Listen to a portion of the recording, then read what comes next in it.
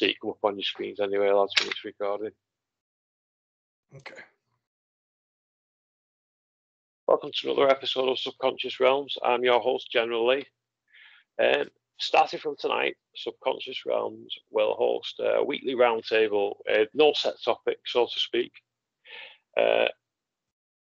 Other than totally random off-the-cuff conversation, due to this specifically, we're going to have a co-creator and co-host for each episode, and it will be the phenomenal, the Texorcist. Now, since coming up with such an idea, we've both been looking forward to tonight, an absolute fuck ton. Anyway, enough of my ranting. For tonight, we have a guest who is 100% certainty to create extreme trauma through thought without even touching you. That in itself seems pretty fucked up. But this is a higher level thinking. Anything's possible. Ladies and gentlemen, please welcome the creator and host of the Lux Rising Podcast and the co-creator, co-host of the Occult Rejects, Lux. Now then, Lux. Hey. You okay? Yes, sir. Thanks for having me on. I appreciate it. Oh, always a pleasure, mate. And an honour. Tex. Hey. Easy. You okay, mate? I'm doing good. So, what have you been up to? Well, quite a party's been started, right? watching the world go crazy. Right. Yeah. Crazier than it already was 2 weeks ago. No, I don't think it was like 2 weeks ago all that started, really. Yeah. Oh, good. You think like a couple of days and that'd have been it at the very most. But it feels longer than it actually has been. It's like it's crazy. Yeah, I think when you don't watch the media and that, it's a lot different, isn't it? A lot different than watching, because it's just the same thing got normally with, like news or radio or anything with about what's been going on in Russia, and it's just the same stuff, and it just seems to be repeating over and over again, and you just don't know really what's going on. And did you notice that as soon as that happened, all the talk of the jab and the Couth flu and all of that, the virus, it totally disappeared from the news. Now that you can't, they've pivoted and switched their agenda. These guys behind the media and all of that shit. Yeah, they switched it because they knew that it wasn't working very well. And they needed something new, dramatic, because you saw the protests that were happening in Canada, and now there's one happening in the United States as well. Really? And and so it's not getting Washington, D.C. All right. What's that over? Or what they thought is, since everybody's going to be incinerated by nuclear weapons, what the hell is the use for being vaccinated? I mean, I'm just... True. On the bright side, all the anti-vaxxers, they don't have to worry about it. It's like they're like, jumping for joy. Yay, we don't have to take the vaccine. Got what you want, It's definitely true. I mean, and then it's weird to me that, I don't know, because of the fast pivot, because of how it went from, COVID and that type of stuff to something totally new, this war. To me, when I look at that, it seems like they're entering the next phase of things, especially if you look at the Rockefeller documents, Agenda 2030, things like that, the Tavistock Institute, and all these ideas for the next age or the next aeon, the new world order. They always kind of talk about in those documents that they're going to start with a virus, and then after they move on from the virus, that if it doesn't work for some reason, like they can't get people vaccinated or convince people to stay in their houses, that they can pivot and they can introduce a new type of problem. And they talk about how that is a giant war. So it's weird to see how it's chaos.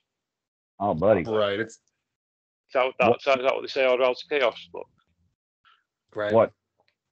What you just said is the news, the latest news is that they are that Russia is attacking the Ukraine to somehow destroy or to secure biolabs in the Ukraine that the U.S. and U.K. have these deadly pathogens and bacteria and viruses, and there was news that there was a memo sent out, and I saw the memo. I think I downloaded it, and you said that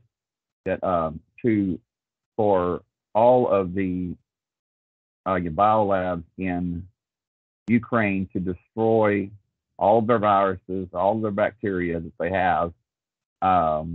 I guess for fear that the Russian troops might come in and unleash it, on the world, which is, it's like you're dealing cards, it's like you're like you're playing a global game of life. They're like passing out, okay, do you want to do you want to die by nuclear war, or do you want this card of, die by, deadly virus, and then who knows what else? I mean, it's like crazy, but that is, something that you can Google. The biolabs in the Ukraine, they're being somehow notified to destroy all their, viruses and stuff because they don't want them to spread. And then the Russians are shelling nuclear power plants, and they've already taken out 2, and then they've shelled 1 at the some kind of institute that has something like 27 fuel cells, nuclear fuel cells, and like why would the Russian troops be firing at something that would not only devastate Ukraine but also devastate Russia? Right. I don't know what I fucking believe, do you? I'm trying to find this document I seen. I'll try and find it and send it you. It was a list of materials what Ukraine have been buying or something along those lines. And a lot of it's from Great Britain. Just try to find it if you know, so I get the exact. Don't want to say if it's not those details, but. Well, I had people tell me that Zelensky has offshore accounts. He's got accounts in Switzerland. And I'm like, okay. Tell me one politician that doesn't. It's like, right. Like, my God, what are you doing? They're like, Zelensky breathes there. It's like, yeah, exactly. So don't point out him. But it's like they talk about, well, he was an actor, and that's what he's doing now. It's all part of the plan. It's like, yeah, Ronald Reagan was an actor too. And I discussed about, they're like, oh, Mark, wasn't expecting that, It's like, you don't have to go there. It's like, I'll always go the truth. I mean, yeah, Reagan was an actor too. And, most people worship him. So don't, come at me with that. It's like, one thing I can say about, Zelensky, he may have offshore accounts. He may be, the first somebody on the planet. But I tell you what, my hat's off to him, because when's the last time you've seen a president of any nation dressed in a flak jacket, a fucking helmet on the front line saying, I'm going to pass on that trip out of here just bring me more ammo so I can kill these motherfuckers. You know, it's like, oh, bring a dump truck in for this guy's balls. You know. My God, that guy Oh, had fuck, I found it. I found it, lads. cool. Fucking. Right. I'm going to send this to you now. Can I send it to 1 minute? Let me see if I can send it to a group. I don't know if I can. You probably could share a screen on it if you wanted to. On my phone. Yeah, for the Say right where you are. Yeah, down on the bottom right-hand corner, it looks like you can share your screen from down there if you wanted to. Yeah, I've got it now, mate. I've got it.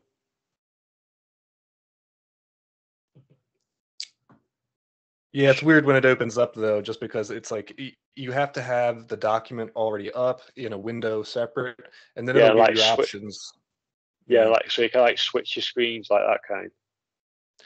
Yeah, because it'll give you the option to share your entire screen or a window specifically. So I've noticed with certain platforms it's different. You have to share it. Yeah, there we go. Oh yeah. Has it come through now? Yes. Have you got it? Can you see it, Lux? Yeah. Right. Okay. Sound. Yeah. I mean, can you see that? Oh yeah, it's come out.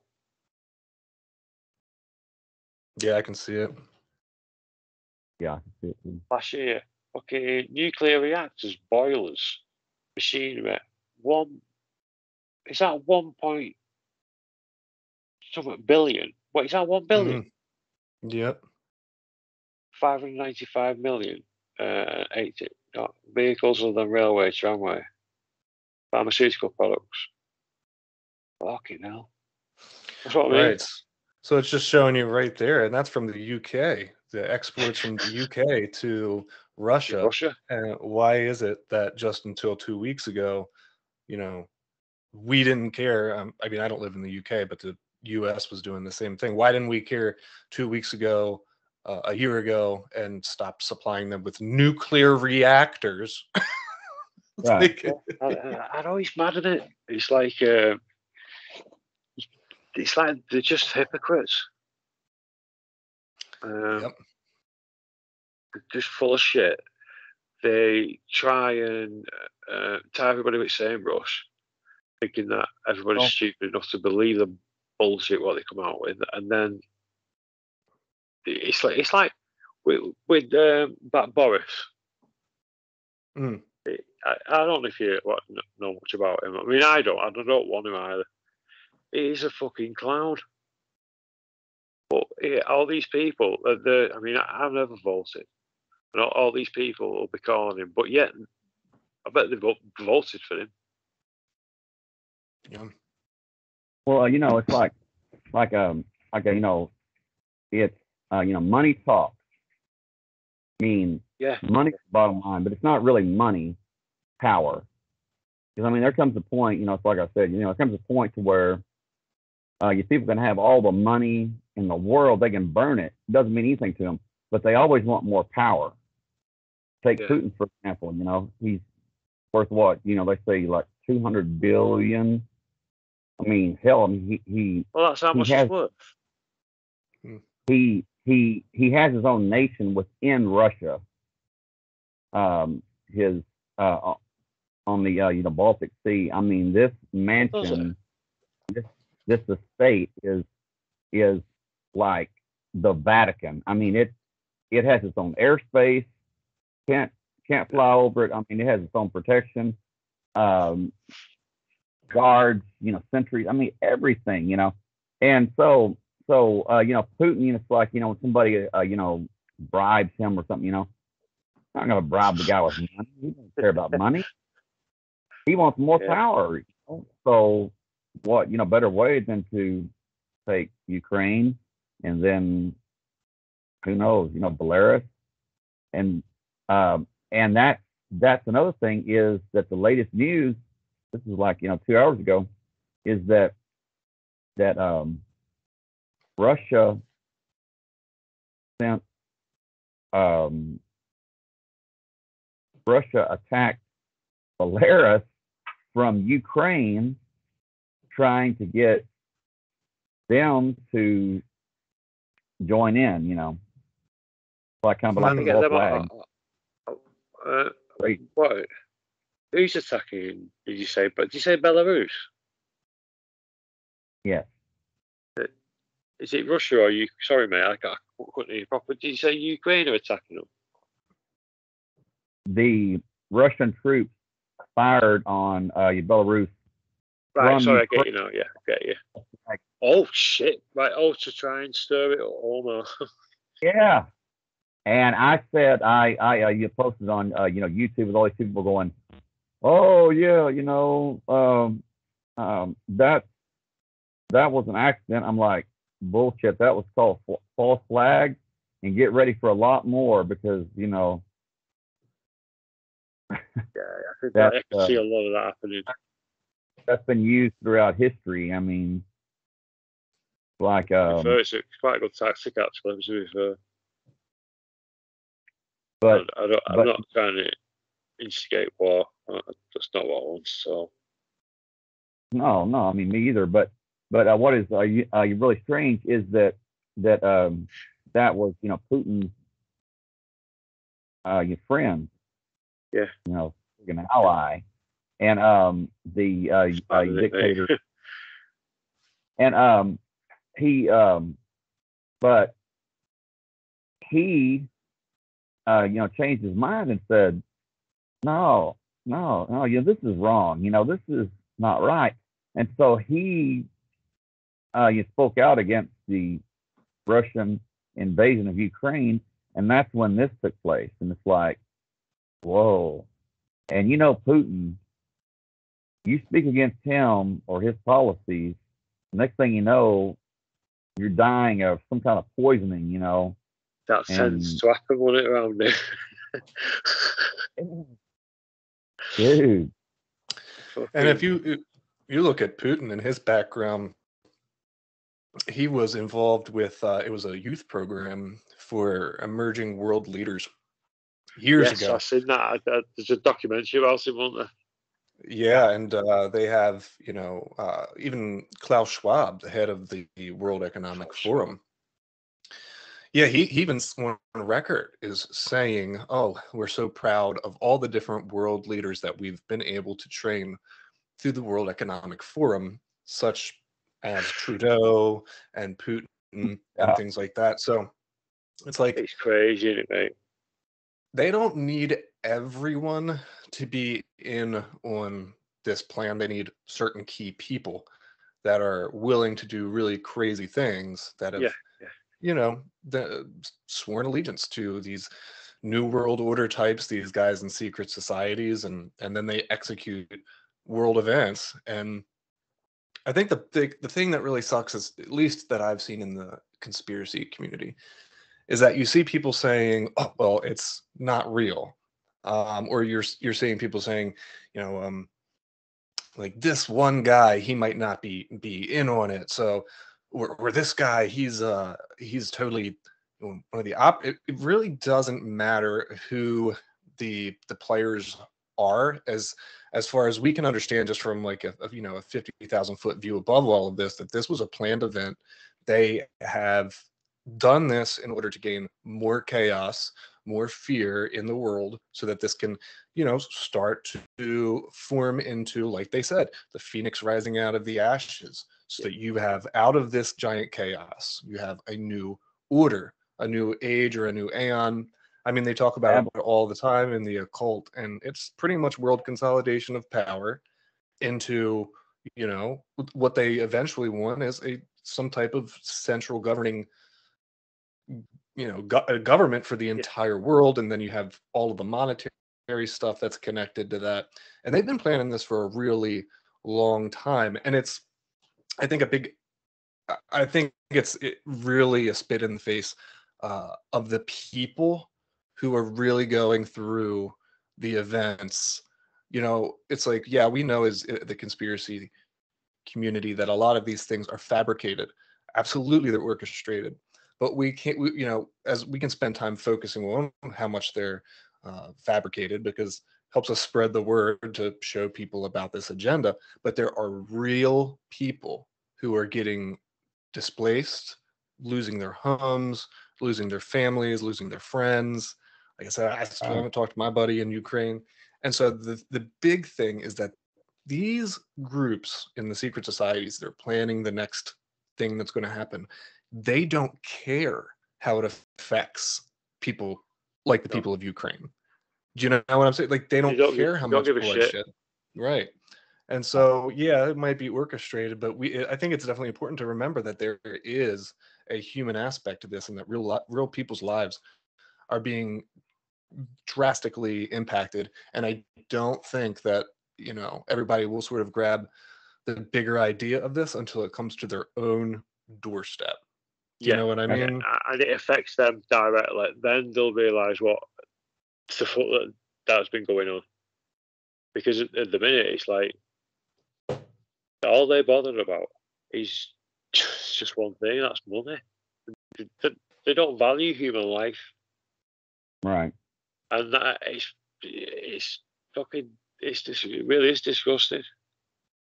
There's been I've talked with several people that have said, you know, well, you know, whatever happens, just let it happen.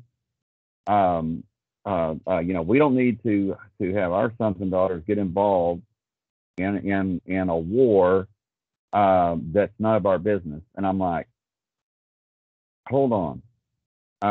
There's you know, people that are completely innocent, men, women, and children that are being slaughtered, and you're going to turn a blind eye to it.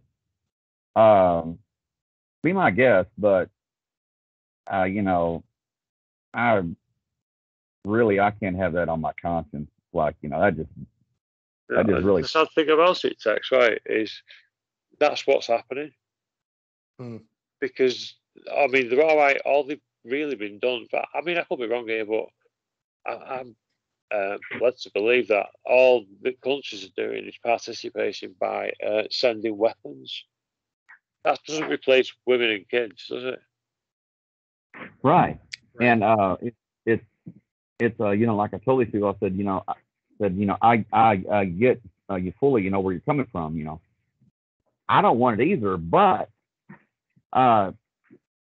if that is not, you know, stopped, then it's just going to spread, and it will spread eventually until it, you know, comes to your doorstep. You know, it's going to be on your doorstep anyway. So, you know, why not, you know, put it in the bud?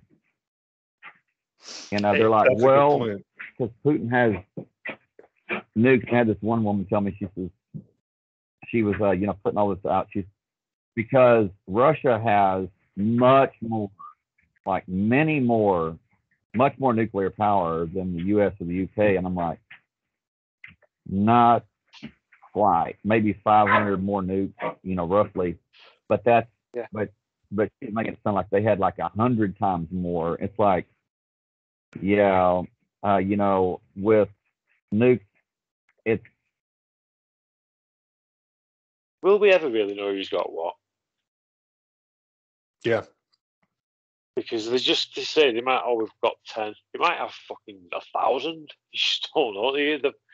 They're just so full of shit. You just don't know who to believe or when they say it. Russia has roughly, you know, 6,000. U.S. has roughly 5,500. I mean, so it's but she was saying how she says, well, let's just continue the sanctions and just wait. And I'm like, but if, let's just say that you know, Russia invaded the U.S., would you lay down and just say, okay, take what you want, just as long as you don't start a nuclear war? Would you do that? You know? Well, I didn't get an answer, So, yeah, like, I mean, no, and that's a really good point. It's a tricky spot to be in, and I've noticed a lot of people are trying to put blame on one or the other. It's either well, the U.S. is responsible for this because of all of the undercover biological stuff we've done in the Ukraine. Then you see people saying, well, Russia is this dictatorial, crazy, tyrannical government, so of course, that's the reason why this is going on. But in fact, it's everyone has played a part. The United States is not innocent in this. The UK is not innocent in this, and it cracks me up to see how we will go to war for 2 decades over these weapons of mass destruction that didn't even exist, and now the U.S. is hesitant. It's like. To me, Libya, I think about all of these different Venezuela, all of these different crazy toppling of governments, and the U.S. doesn't want to get involved in this one. I have a feeling it's because the U.S. these guys at the very top probably know about what's going on, and they have to draw this out into a much longer scenario that will force us into war, similar to World War II. Because like you pointed out, Tex, Russia has the ability to run over Ukraine in a very short amount of time, but it doesn't look like that's what's happening. To me, it just all feels very orchestrated to pull us into war instead of ending it very, very abruptly, So that's why I think you can attribute a lot of the ineffectiveness of the Russian army to, is that a lot of these guys are very young, especially looking at the captors. And so it's like it's creating a stage of war, whereas from a military standpoint, I mean, I'm former military, the stuff that Russia is doing makes absolutely no goddamn sense to me, and it just looks like it's either they're extremely ineffective, which I have a hard time believing, or that they're doing this in a way to draw a much bigger war to take place. So they're creating the theater, the fear, the propaganda from all these different sides, and that way they can pull the entire world into it eventually. Well, you've got a fair point there, mate, because they're going to. Could you imagine how much and how long the negative energy will be? Just by the fear of nuclear war alone. And what apparently thrive on negative energy. Right. Reptilians. I mean, it's a very, very strange. I mean, I'm not saying it's not cool, but it's very, very strange when you have a Ukrainian farmer that's like 65 holding his pitchfork saying, "Yeah, I killed 3 of those bitches with my pitchfork." It's like, oh my God. They've been stopping tanks with their hands and stuff, aren't they?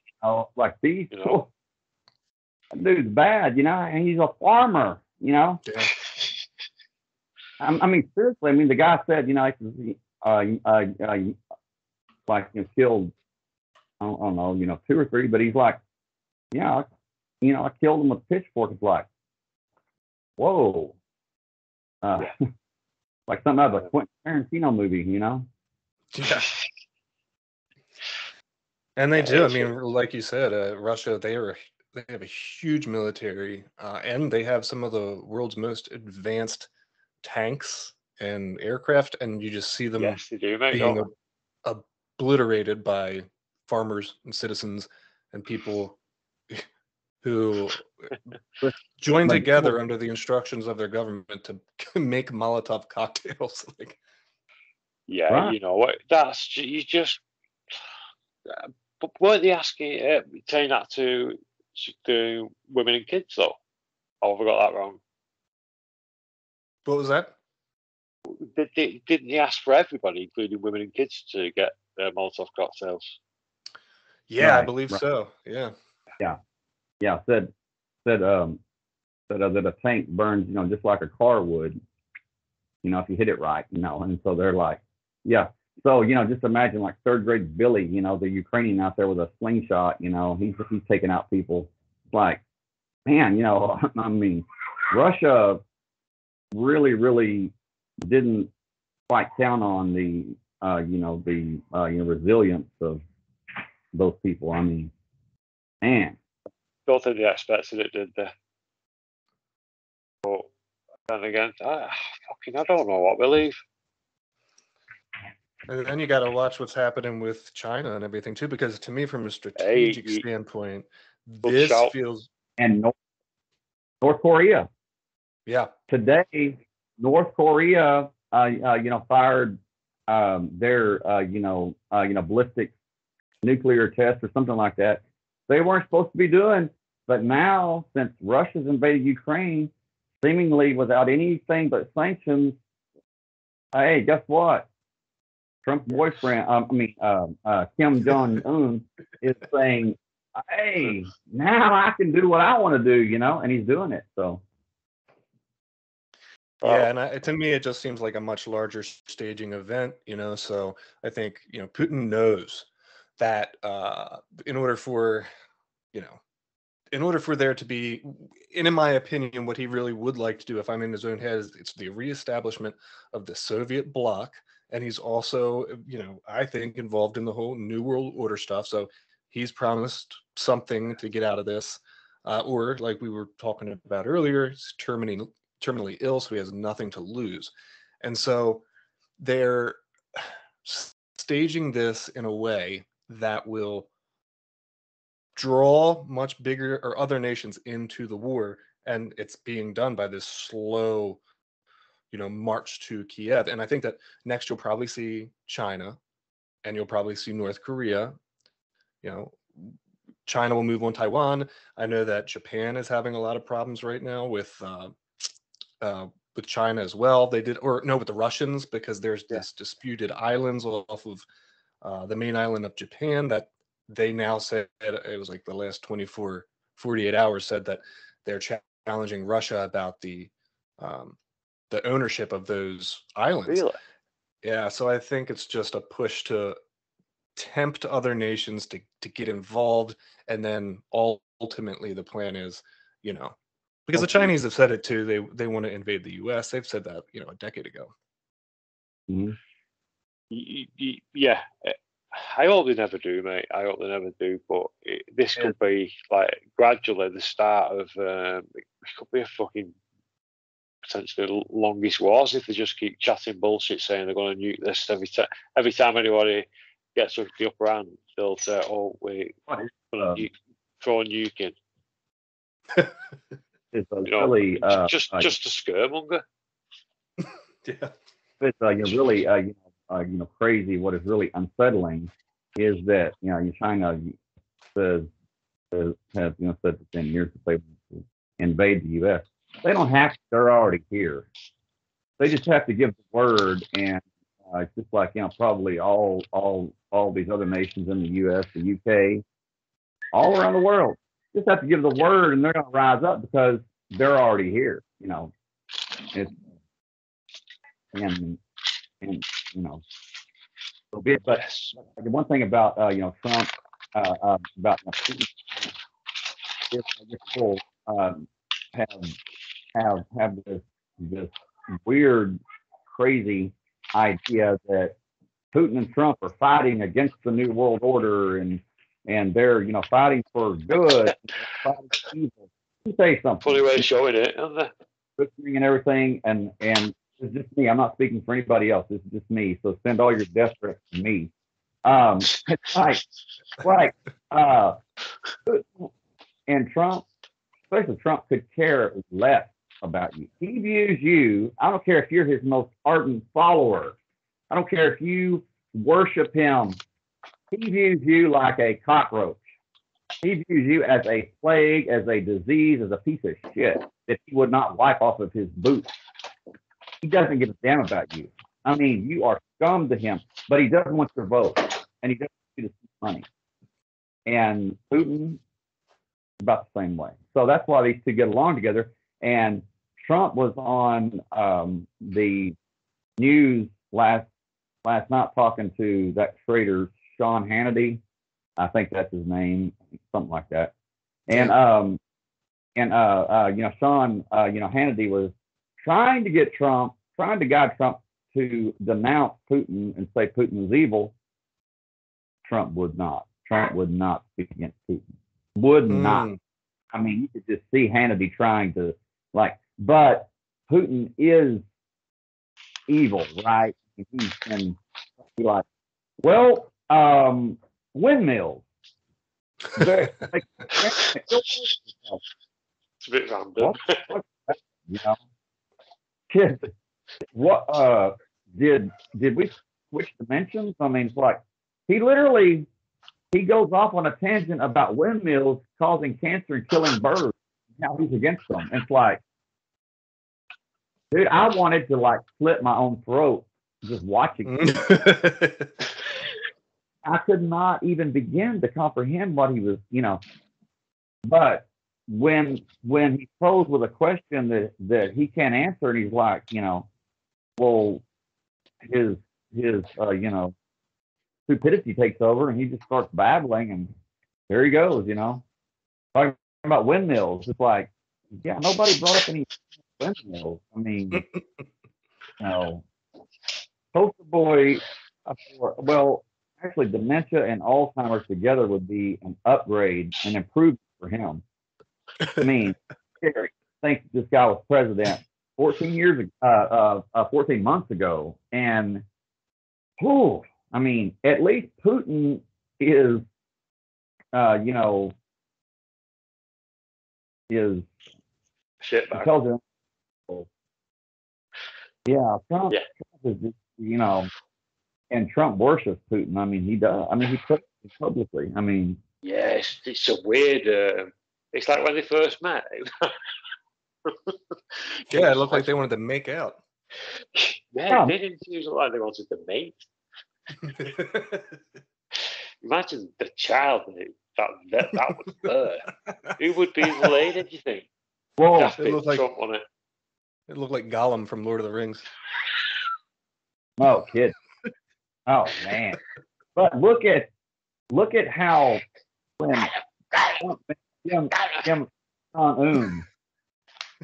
I mean, my God, they were holding hands, walking, you know, and then Trump goes, "Well, we fell in love," and it's like, whoa, what? It's really creepy. Oh, well, we fell in love, and we actually correspond love letters. It's like, no shit. I mean, he really said that. Yes. Yeah. Yes. He just sent me love letters, and matter of fact, those 15 boxes of top secret documents that Trump took to Mar-a-Lago included those love letters from Kim Jong-un. And it's like, he could not, you know. So you can imagine him all sweaty and everything, you know, getting all, you know, bopping the baloney over, you know, reading these love letters from Kim Jong-un. It's like when blubber met Free Willy, you know, like, I don't even want to think about that. It's like it is crazy, because if it was anybody else, they wouldn't have millions of you know, followers and people saying, "Oh, this man was chosen by God to save the United States and save the world." It's really fucked up, isn't it? It really is fucked up. Yeah.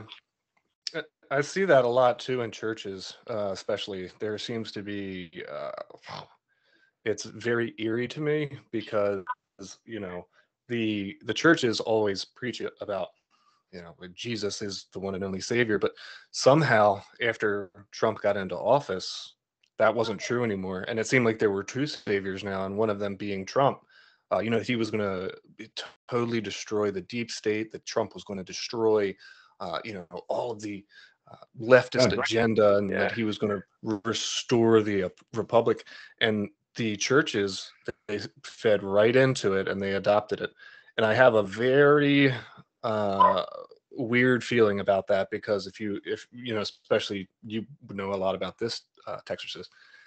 To me, I think that when you look biblically at the whole Trump thing, he reminds me of the general persona of the Antichrist mentality. And I'm sure there'll be people in the comments like, "Oh, the Antichrist." No, I'm saying biblically, the way it's described biblically is that people can have an Antichrist type of mindset, or it doesn't mean that that Trump is going to one day grow horns and be like, "I'm the devil." That's not what I'm saying. I'm saying that he has an Antichrist mentality, meaning that he's totally selfish. He's only concerned about himself. He does not care about the people who even follow him. He didn't. Has he helped anybody from the January 6th incident? No. I mean, it's all about Trump.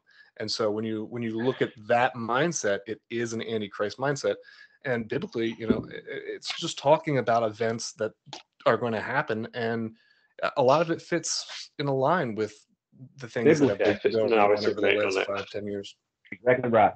No one in the history of mankind, I mean, not even Hitler, fit every trait that the Bible says that the Antichrist will have, but Trump fits them all to a T. Matter of fact, your Bible talks about that the Antichrist will come from or be associated with the city of 7 hills. Now, a lot of people, that are Christians say, well, that's Rome, which is true. I mean, Rome is known as the city of 7 hills, but also there's another city that's known as the city of 7 hills, and that's Jerusalem, believe it or not. So, yes, city of 7 hills. And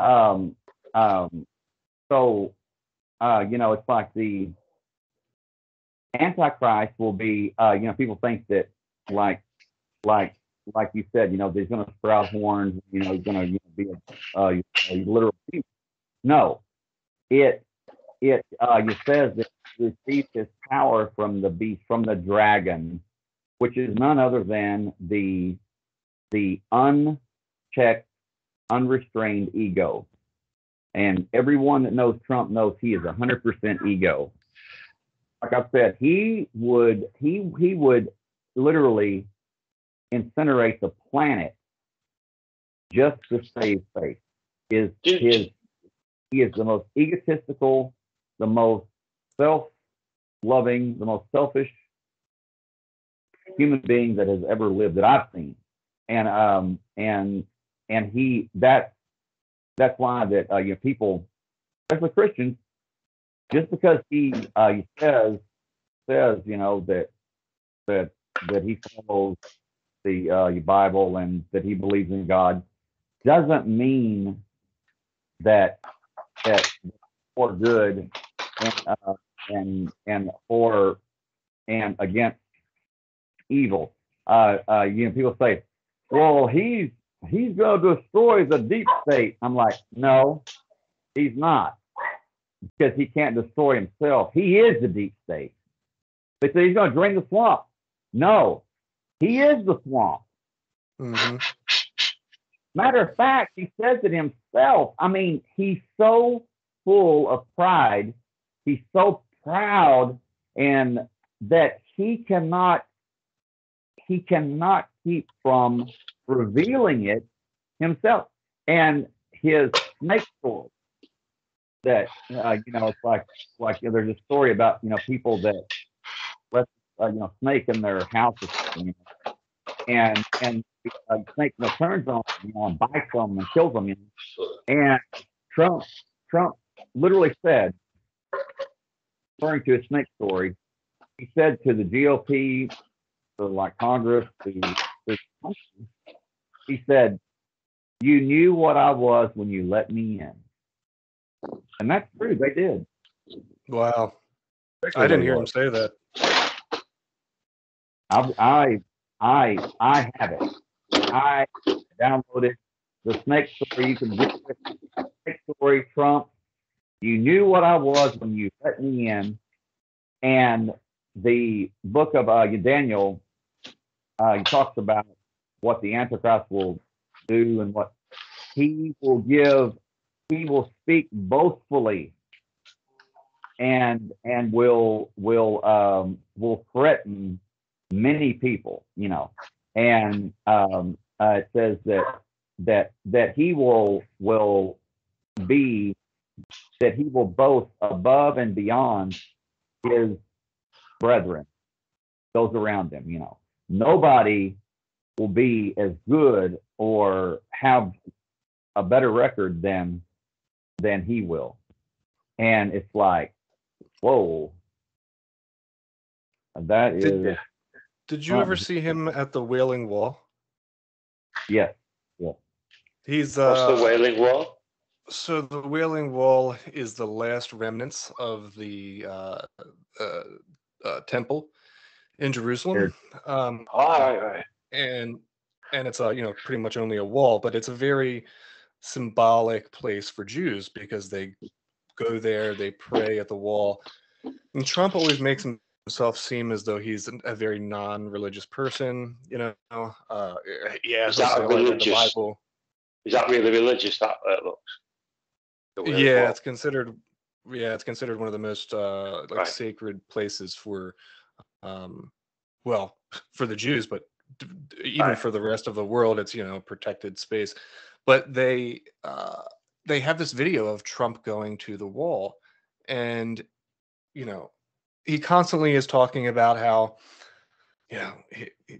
he's this big, strong guy, and he doesn't have any of these, I mean, he does definitely say that he's read the Bible and things, but the way that you look at him change almost instantly when he gets to this wall really sent chills down my spine, because you see the entire persona of Trump change, and it's no longer this boastful big, whatever. It's like he goes into this trance, and he's next to the wall, and he's rocking back and forth, and he's touching this wall. And to me, it has a lot more. I think that one small clip, and I think he's the very first president to ever visit the Wailing Wall. That clip shows a lot to me about things that we don't know about Trump. For those who aren't well versed in Judaism, which Trump claims that he's not Jewish, right?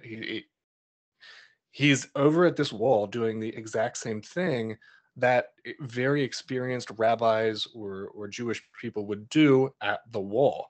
And there's certain things that people do at this wall that you can't really. Sure, you could do it out of trying to be respectful for the local people, but the way that he does it, to me, reminds me more of someone who's done it a lot in secret and doesn't want the rest of the world to know. So I get this vibe that he could possibly have been, when the Occult Rejects, we've covered over and over again, this group called the Sabbatean Frankists. And Sabbatean Frankists are these types of extremely radical Jews that I wouldn't even call them Jews. They pretend that they are, but they're not. But that they want to usher in sort of the end of time, or the appearance for for the Antichrist. So they'll commit these extremely evil acts in order to You just said it. And I'm sorry, you just said it. Now, this is amazing, because you just brought up a smorgasbord of truth that you may or may not know. But Trump, all of his children, let's see, Donald, Ivanka, Eric, the girl, what's her name, Tiffany. They're all married to, or they're dating, Jewish men or women. Okay. Now, Ivanka is married to Jared Kushner, who is a Chabad Lubavitch. He's a Chabad Lubavitcher, which is a branch of Judaism that is apocalyptic. It's the extreme, like you said, they're wanting to bring about the end of the world.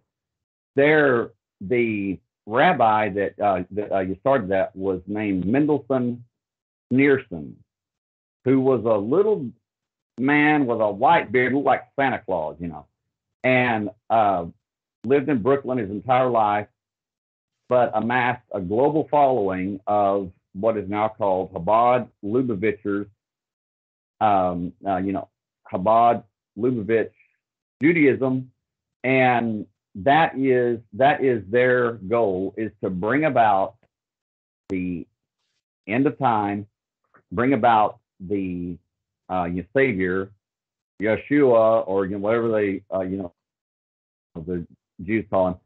And this man was so powerful. There were many that looked at him as the second coming, and he was in Israel. This is on YouTube. You can look it up. Where Benjamin Netanyahu is walking out of this Jewish parliament or whatever it is, and this little man grabs him by the arm and says, "Why aren't you doing more to bring about the Messiah?" And Netanyahu, he's like Putin. I mean, nobody questions him or tells him what to do. This guy looks scared to death because of this little man. And he says, "Well, I'm doing all I can." And he says, "Do more. Do more." Okay. Now, Trump,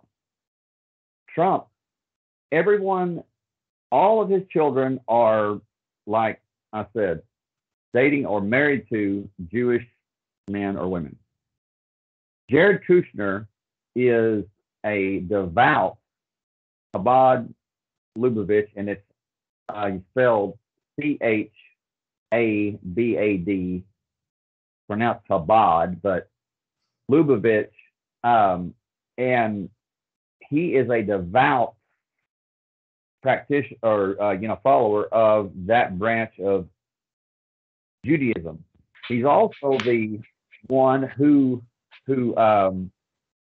bought or placed the world record bid on a certain address on Fifth Avenue, New York, for a building that his bid was like 10, 15 times worth what the building was worth.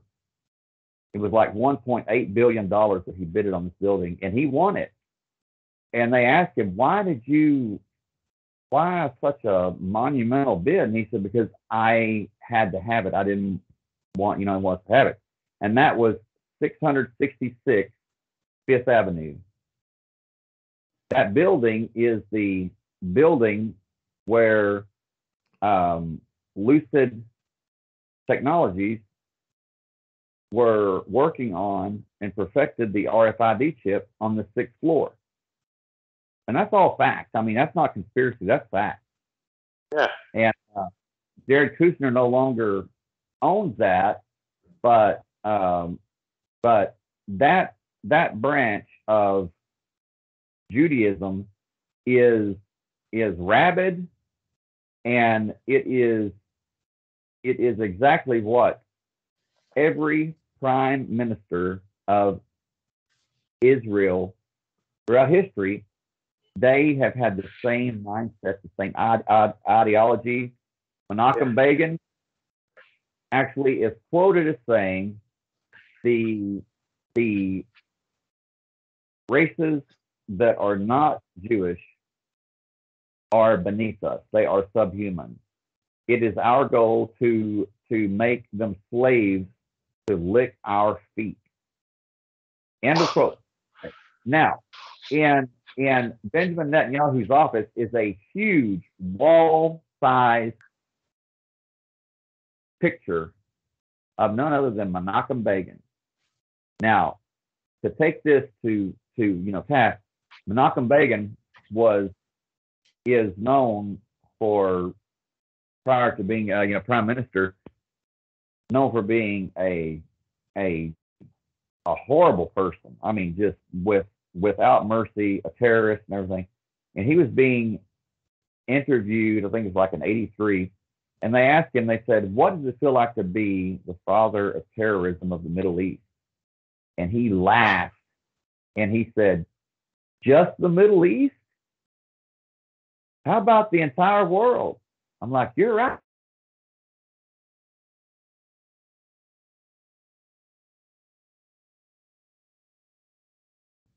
And yeah, fucking wrong, mate. that's exactly what we're talking about. And it does have to be, because it's so funny when we talk about this stuff, because we've talked about it before in other podcasts on Occult Rejects and others, where we bring this up and you see the comment section go to war because they're viewing it in this very low intelligence view that because we're talking about this, that it means that something about anti-Semitism or, that we don't, or that we're trying to jump on the Jewish. It's not that way at all, mate. And the Jewish conspiracy. That's not what we're saying at all here. This is a group of people who have pretended to be religions. They decided to split off from Judaism hundreds of years ago to pretend that they were Jews in order to infiltrate different groups, secret societies, governments, financial institutions. They even say it in their own documents, and they say, oh, well, you know what? We will pretend to be Jewish. We'll pretend to be Christian. We'll pretend to be Buddhists in order for us to infiltrate these different things that we need in order to usher in, this Messiah or end times type of scenario. And their belief is that instead of doing good, they can excel the timeline of all of this and force the hand of God. Again, this is not my words, this is theirs, that they can force the hand of God into producing a Messiah so that they can, finally see this Savior. But they're going to do it in the wickedest ways so that the world is so wicked that God has to send a Savior. And these guys are absolute criminals, scum of the earth, and they are not in any way actual Jewish people. These are groups of truly sinister guys, and this goes back a very long time. They call themselves a ton of different names, but they're a subversive group that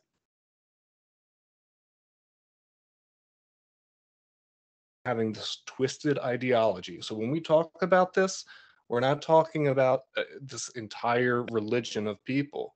No way, as if we were talking about ISIS, that it meant that we were talking about all of Islam or the Muslim faith. So just something to put out there, because the further that we get away from it, the further we get away from the truth. Well, that's the truth is.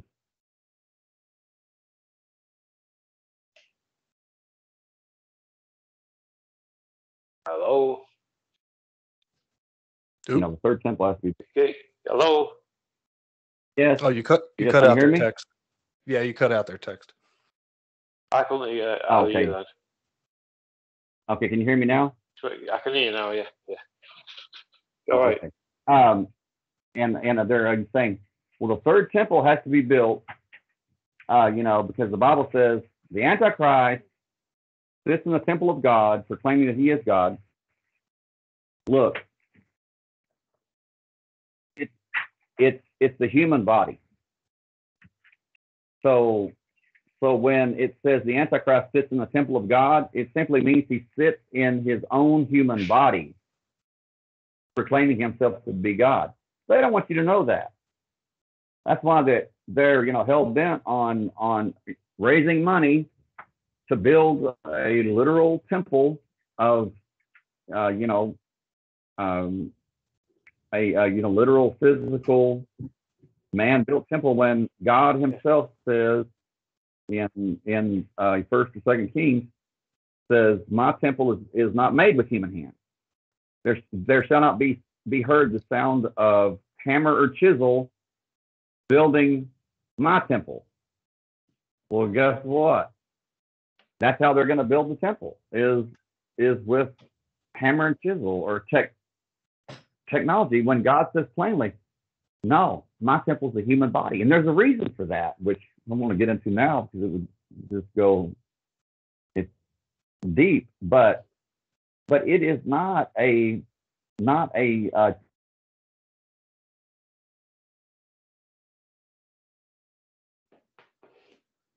Hello? Dex. Lux. Yes. Can you hear me? Yeah, I can hear you. Dex.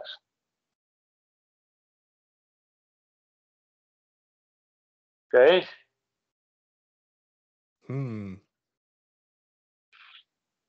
That's Wonder weird. where he went. Yeah. Dex. Seems like it cuts in and out for him for some reason. Yeah. What do you think you should do, mate? Should I leave it on or? Right, and then we can try and bring him back. Let's see. What's the time mark here? Right, 100 minutes. Or is that? Yeah. What's a? Is it getting a bit late? Whatever our time. No, I was saying whatever the time mark is, we can mark this as when it dropped off. Yeah. So if we want to do in post edit, we could. It looks like 1:23, an hour and 23 minutes. We could remember that an hour and 23 minutes is when text cuts out, and we can edit that out and try and, you know what I'm saying, bring him back in. Yeah. Do you know what minute it's on?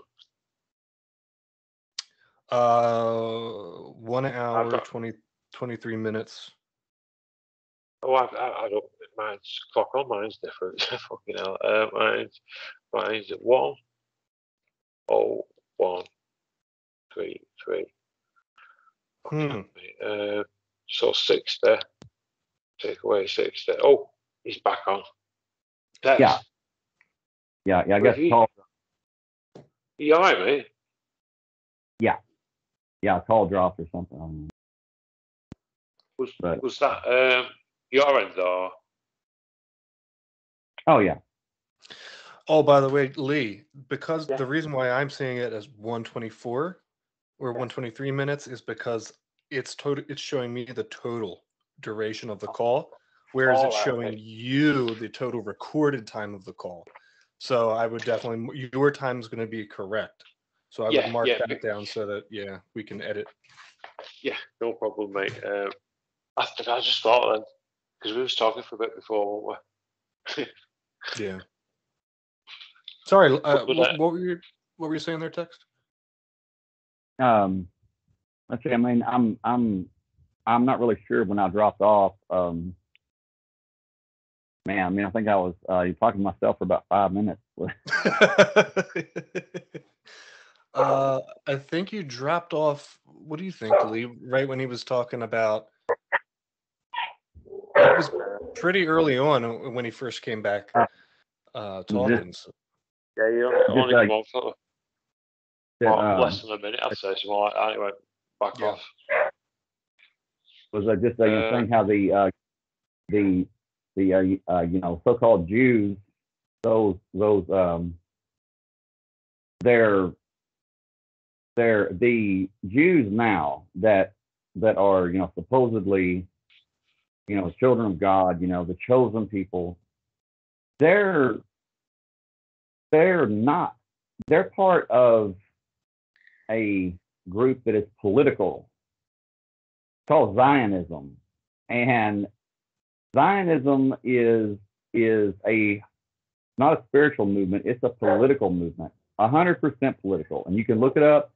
It even says it's a political group, and they are rabid. I did 2 or 3 shows on my own podcast, and I have never received so much hate mail, so many death threats, telling me that I was dead.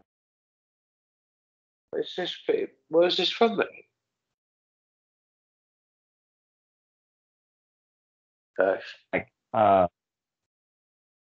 Well, obviously I touched the nerve doing those shows because I was saying that number one, the 3rd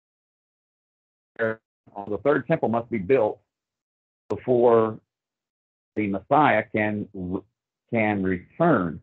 Well, the third temple.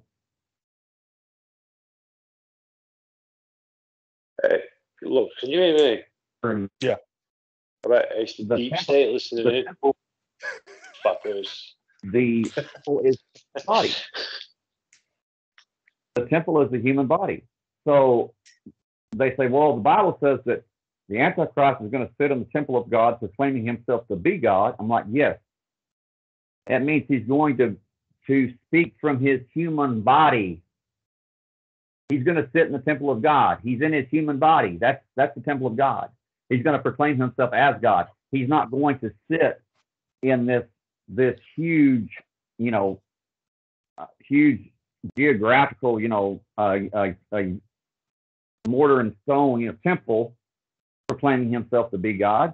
He's going to proclaim himself to be God in his human body, the temple of God, and which really pissed them off, because there's people donating money left and right to have the temple rebuilt, and it's like, you guys don't get it, it's like Solomon's temple. There's people that have spent their entire lives searching for a clue that Solomon's temple existed. They haven't found it yet. Why is that? Because the Bible was not speaking literally when it was talking about building Solomon's temple. My God, it is comprised of 7 different aspects: the laver, the altar of incense, the even the storeroom. It's your body. You have 7 major systems in your body: circulatory, nervous system. It's all metaphorical. It's all described. It's all symbolic of the human body. It was never an actual temple.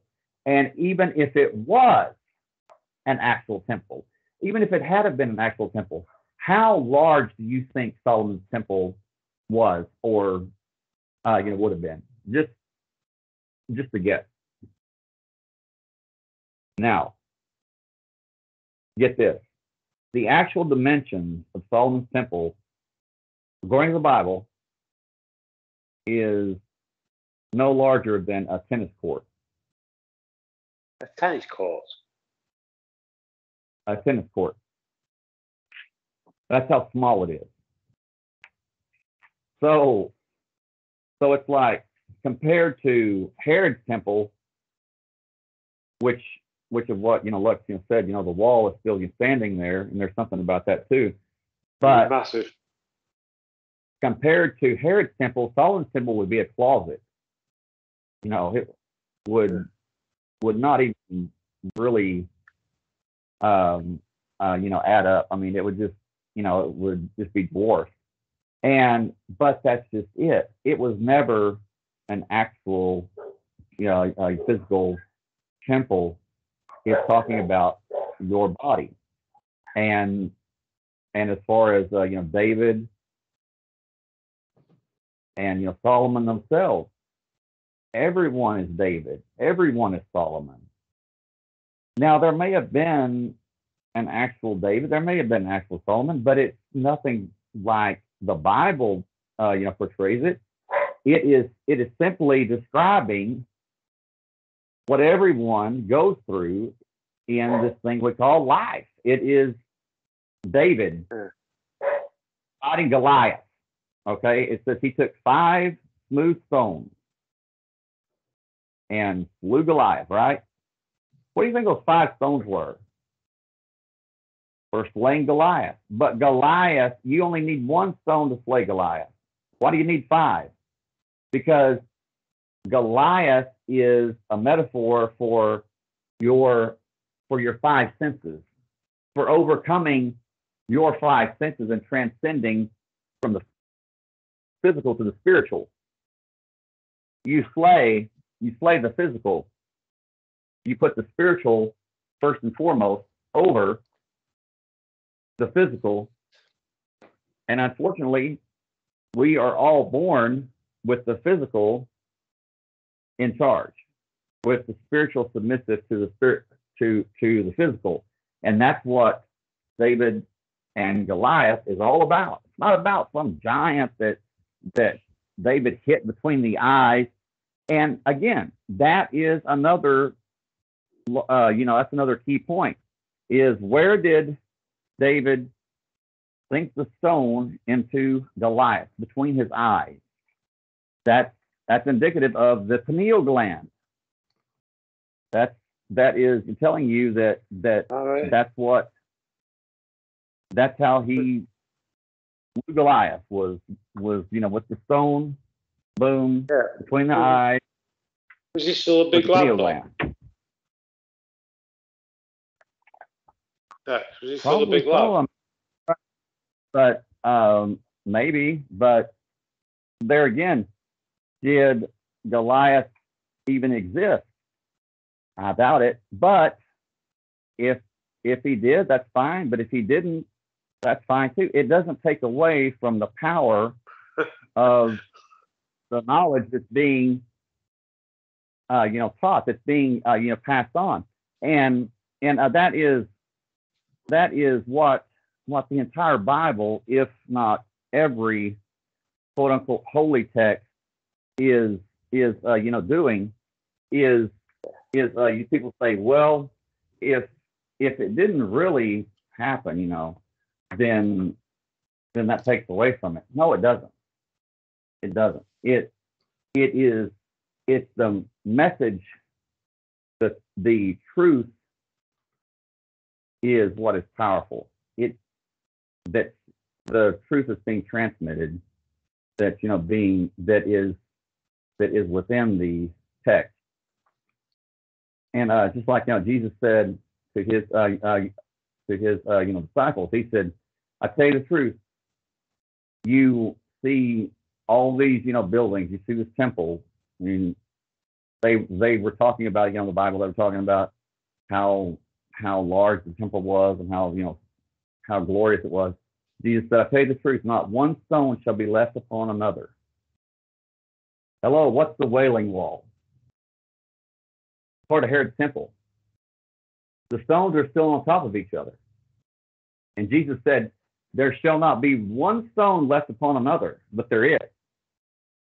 So that right there is proof. The Bible's not meant to be taken literally. Yeah. It's full of truth, but it's truth that you have to dig for. If you read it if you just read the word, like people say, well, I've read the Bible 7 times. Okay, what'd you get out of it? Well, I know this and all that. Yeah, but what did you get out of it? And they just kind of look at me like, I don't know what you're talking about. I'm like, well, that's proof you didn't get it, because if you had, you wouldn't be bragging about how many times you've read the Bible. It's like and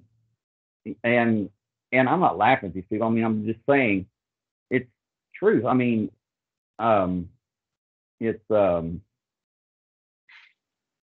the Bible talks about the Antichrist, just like you said, Lux or Lee, that people think that the man's going to, that's going to turn into a beast, it's going to have horns and tail and all this, Well, I think that there's going to be, or that there is, a literal man who will be the Antichrist, but he's not going to be empowered by some, foreign, demonic entity. It's going to be that demonic entity is his own ego that consumes him, and therefore consumes everything around him and everyone around him. Lux. Yeah. Lux. Is it? Do you Catholic or Protestant or? You thought, was it spirituality? I grew up in I guess you would call it just the Protestant church. Yeah, similar to Baptist, Nazarene, Methodist, kind of close. So I did grow up that way, and then seeing all of the crazy stuff that I had noticed in the Bible growing up, I would ask a lot of questions, which no one seemed to even really want to talk to me about. And yeah, I mean, I would say that after that started the whole discovery or journey of trying to learn the truth, because seeing how this information was occulted in the church, no one wanted to talk about the stuff that Texorcist is talking about. That I was kind of told not to look into it, and then as time went on, going through the Golden Dawn and all of that kind of stuff, I would definitely. And it's such a difficult term to even pin down, because I'm not religious, because religion is literally means regulation of the mind in Greek. Yeah. And as far as spirituality, I don't know. I definitely, and it's just a hard thing to explain. But yeah, I would certainly say that understanding the human mind, heart, and will, and how it interacts with the universe in an occult way that's been hidden from us, I would say is definitely the utmost importance. And the stuff that's being described in these texts, in these books, it's metaphors. Some of it could be literal, sure, that's fine. But I'll see people who argue over small details of how tall was like Goliath that Texorcist was just talking about, instead of the much deeper meaning behind all of these things. And it's a bit of a mind trap that we've gotten into, where we view things in a very one-dimensional way as humans, especially growing up in the societies that we have, where we have a difficulty understanding larger concepts. Because anytime that you say, like when I was in the church, for example, when I would bring something up, just simply having questions like, hey, what does it mean in Numbers, in the Old Testament, where it's talking about opening up the matrix? And people didn't want to talk to me about it. I was like, dude, like there's something deeper here.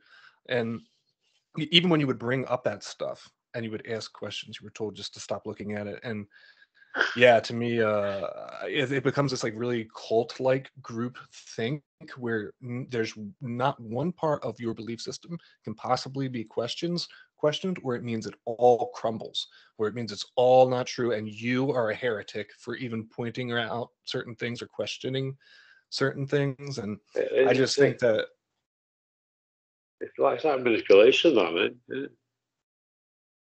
What's that? It's like manipulation in a way. Oh, yeah, definitely. and very similar stuff to that I saw in secret societies. And so, there are a bunch of these, yeah, same stuff. It's just a bunch of these systems that are more or less set up to trap us in one idea, and then that idea feeds the ego that something else that other people don't. And that, creates this prideful mindset, instead of just being able to say to yourself, I don't know shit. I mean, I know some things, whatever, but I don't know shit. I know as much as I've been able to look in and research, and that could be wrong tomorrow. If I find some information that goes against exactly the things that I quote believe, I'm willing to throw them out at a moment's notice if I find information that trumps my current knowledge, or what I know. And so it's kind of shitty, because it especially talking about this stuff, because it feels like it's so difficult to get information out, because people kind of just want to lock themselves into a mindset of this being, I'm right, you're wrong, and just really reducing it to a simplistic thing, I guess. And it's just ignorance, isn't it, really? Right, because I mean, it's like exactly what we're talking about here, especially with the whole Trump stuff, because it doesn't matter to you or to me if we even believe that this stuff might exist, right? Let's suspend our disbelief or our belief for a second and say, let's pretend that none of this biblical stuff, none of these things that are written in the books is true. Doesn't matter if you and I believe it, because the people who are setting up these world events, they believe it, and they're setting up the events in accordance to what they think these things are, like prophecy or things that need to be fulfilled. So it doesn't require our belief. It's they're extremely radical and crazy, to be totally honest with you, and they, in their crazy mindset, are going along with what they think needs to be done, which only entraps the people that they've hidden information from. Yeah. It's like, how you mentioned before, Lux, you talked about Putin and that Klaus Schwab being like taught at the same sort of like college. That's fucking crazy. Yeah. Yep. So I just have the funny feeling that these lunatic psychopaths and these secret societies who hide all this information about real occult principles, things that could really help people. I mean, these are natural laws that govern the universe, and things like karmic reaction, or what you think, what you feel, and what you believe, that those things can manifest into our reality. So they keep occult principles like that away from us, and then they give us a much more watered down version of it in these religions, and then we get stuck in this like very low vibrational mindset that doesn't allow us as a whole to see things for what they really are, because we all think that we're right when that can't be true. It's like you can't be any more deliberate in the intention. Yeah, and even when you look at like the Bible stuff, it's been endlessly manipulated and edited through councils and authors who re-envision the Bible and call it some the NIV version or the Living Bible or something.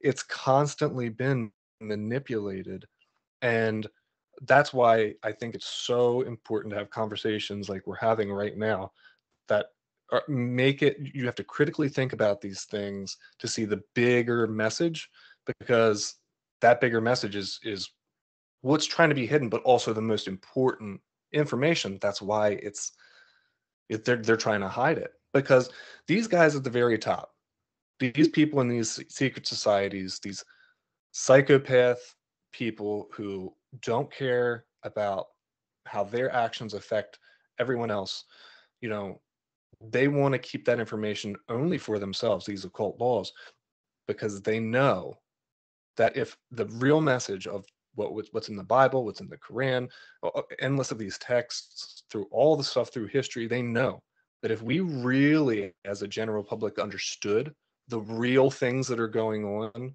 around us and how to apply, this information of occult principles, things that Jesus was talking about, that would totally undermine their power structure at the top.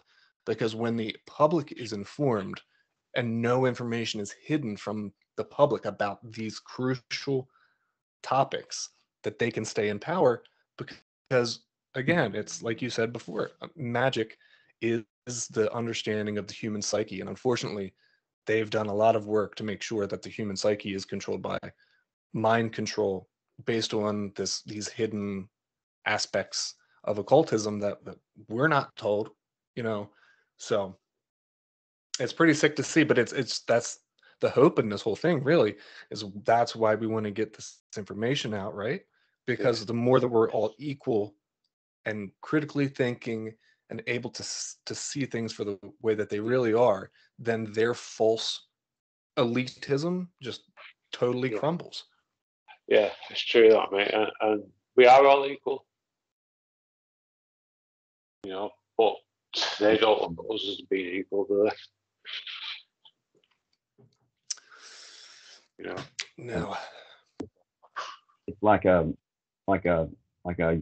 Paul says in the I think it's First Corinthians 3:6. He says, or maybe Second Corinthians, he says, for the letter kills, but the Spirit gives life.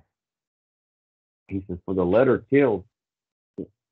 If you follow this letter for letter, word for word, literally, it leads to death. But if you follow it the way it was meant to be followed, meant to be taken, it gives you life. It gives you eternal life. It gives you spiritual power. And just like Jesus said, the Bible says that the Pharisees asked him, when will the kingdom of God come? When will the kingdom of heaven come? And he says, the kingdom of God does not come by observance, by looking for it. He says, for when they say, lo, he's here, lo, he's there, he's in the temple, he's at the Sea of Galilee, he's out in the desert, believe them not. For the kingdom of heaven is within you. And he says, it doesn't come by looking for it. And most Christians read that and then turn right around and say, he's going to come back on the clouds of glory, riding a white stallion. I can't wait to go up with him. And it's like, whoa. You just really weren't paying attention, were you? That's not then. Pretty clear it doesn't come by looking for it. Yeah. Or there or wherever for it's inside you, but no, they're convinced that this rapture is going to happen and they're going to escape this evil world, and it's like, no, that's not the case. I mean, the rapture, or whatever you want to call it, it sounds good. I mean, it's great, but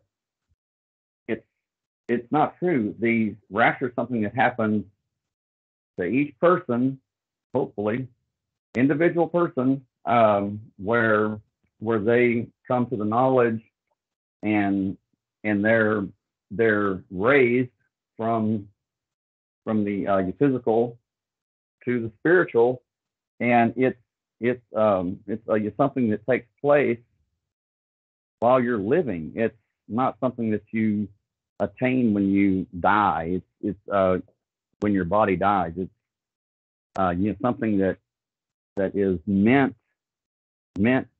to be accomplished when you're still living. I mean, and but that's just I've here lately, since this Putin thing started, people but have any of you heard about Putin having any links to the occult? Well, not really. The what I find troubling or telling is that Putin. Hold on just a second. Sound gone again. Lux. I can still hear you. Is it, mate? Deep state, mate. It's got to be. Yeah, I tell you. But what he after he got done saying that, made me think of that. I've seen some occult stuff with Putin for sure, especially with his bloodline. There's a lot of fishy stuff there. Makes me kind of wonder if he's a part of maybe one of the families that are trying to preserve these bloodlines from occultism from a very long time ago. Maybe. You don't fucking know about it, do you? He's very, very close to and takes advice from the head of the Russian Orthodox Church, a patriarch Kirill, and I'm not sure if you know who that man is, but he's definitely doesn't preach or teach the ways of Christ. I mean, he's rabid. And when Putin did this Ukraine invasion, started slaughtering people. All of this patriarch Kirill's your friends, fellow ministers, they all pretty much denounced it, but he didn't. He was telling Putin to do more, wipe them out. Yeah. And this is the same man, the same patriarch that told Putin, I think maybe, I don't know, 5-10 years ago, that God had chosen him to bring back the splendor of the Soviet Union, to what it once was.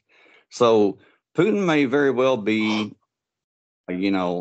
living a delusion that he's on a mission from God, which would really be frightening, because you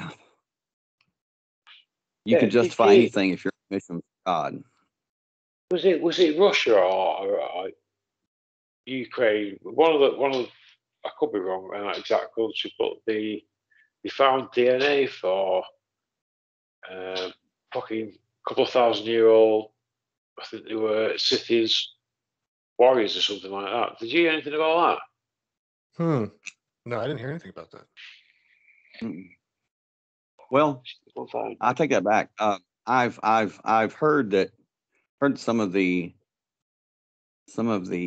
oldest pyramids on Earth are in the Ukraine and Chechnya. Maybe it's that, and I've just got it wrong a little bit. My imagination's gone fucking whoa.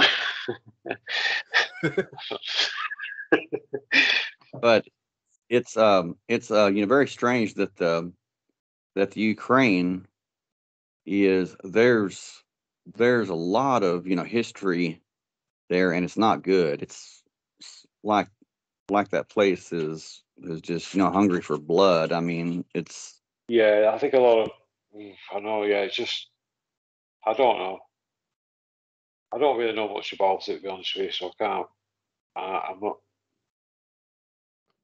I don't. I have a. I wonder, and I'll take a look at this maybe next couple of days, where Ukraine is located on.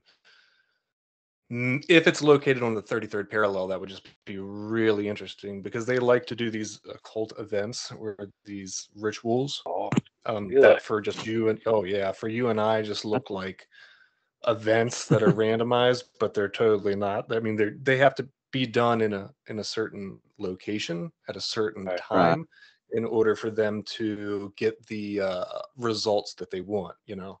So JFK,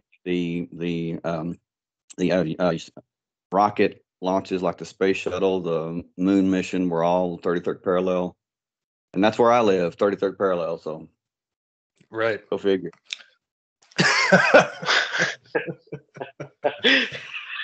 And I mean, to me, I think that when I look at the whole,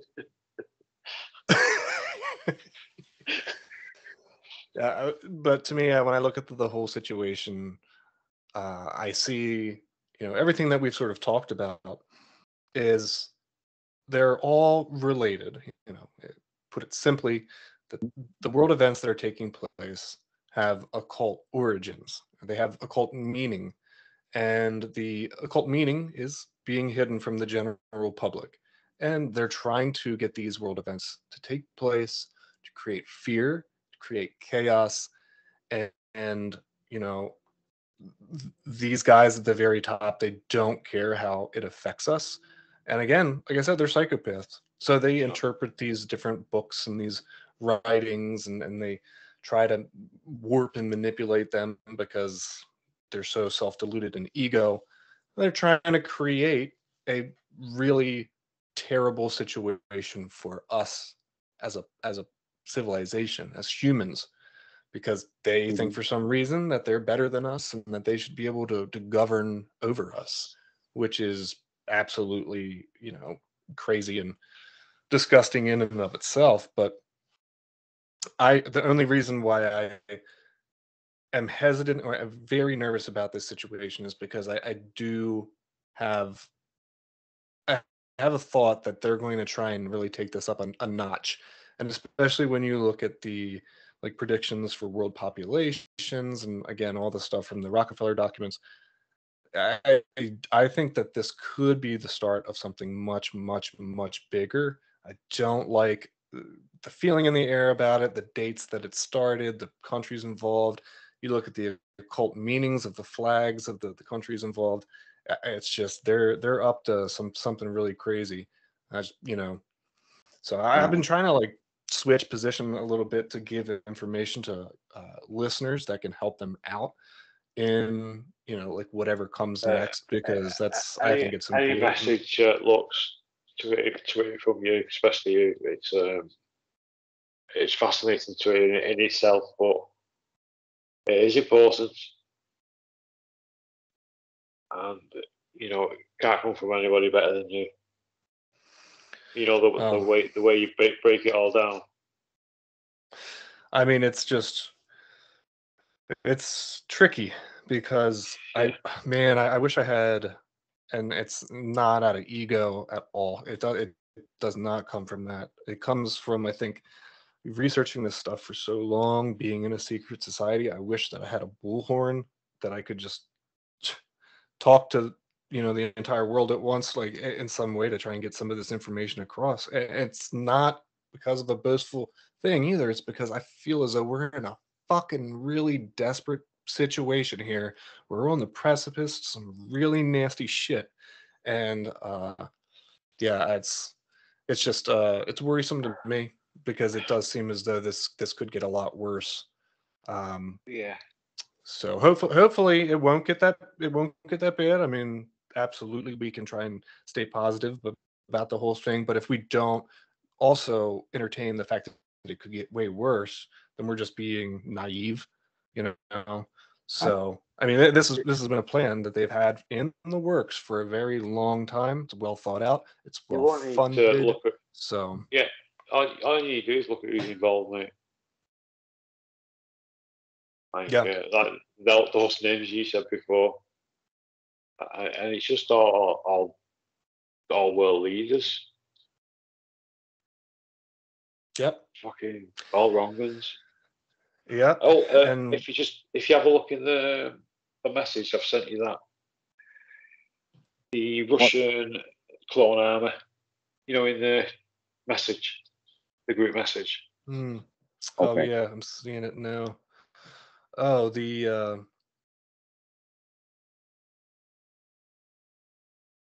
shit. Yeah, it says the very bottom one, mate. It says Russia is going to try and clone. Like title. Oh, and that's on Popular Mechanics. Wow. Still there, mate. Wow. Isn't it? Popular Mechanics. Just imagine, Russia. You can't fucking make it up, could you?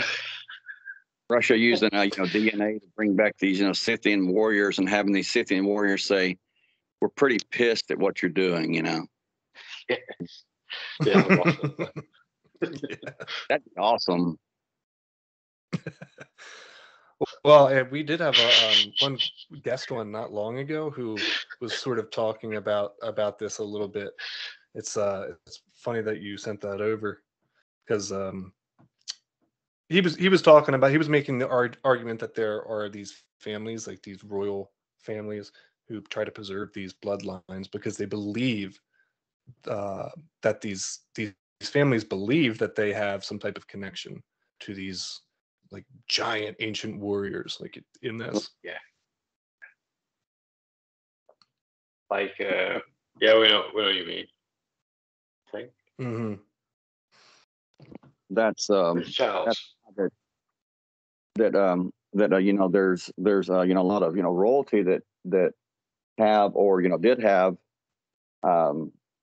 genetic what you call it malfunctions or whatever. I mean, they were, genetically, they had like, rare, things, diseases and things from inbreeding because of that very, it's called something, isn't it? It called something. The condition. Or is there a couple of different? I think it's called. Is it something Apture or something like that? You have the I think it's called the King Edward's jaw, or chin, where the chin is really, really deformed way out. Yeah. That you said that was from inbreeding, from like they were trying to preserve the bloodline, and didn't you realize that wasn't a smart thing to do. And then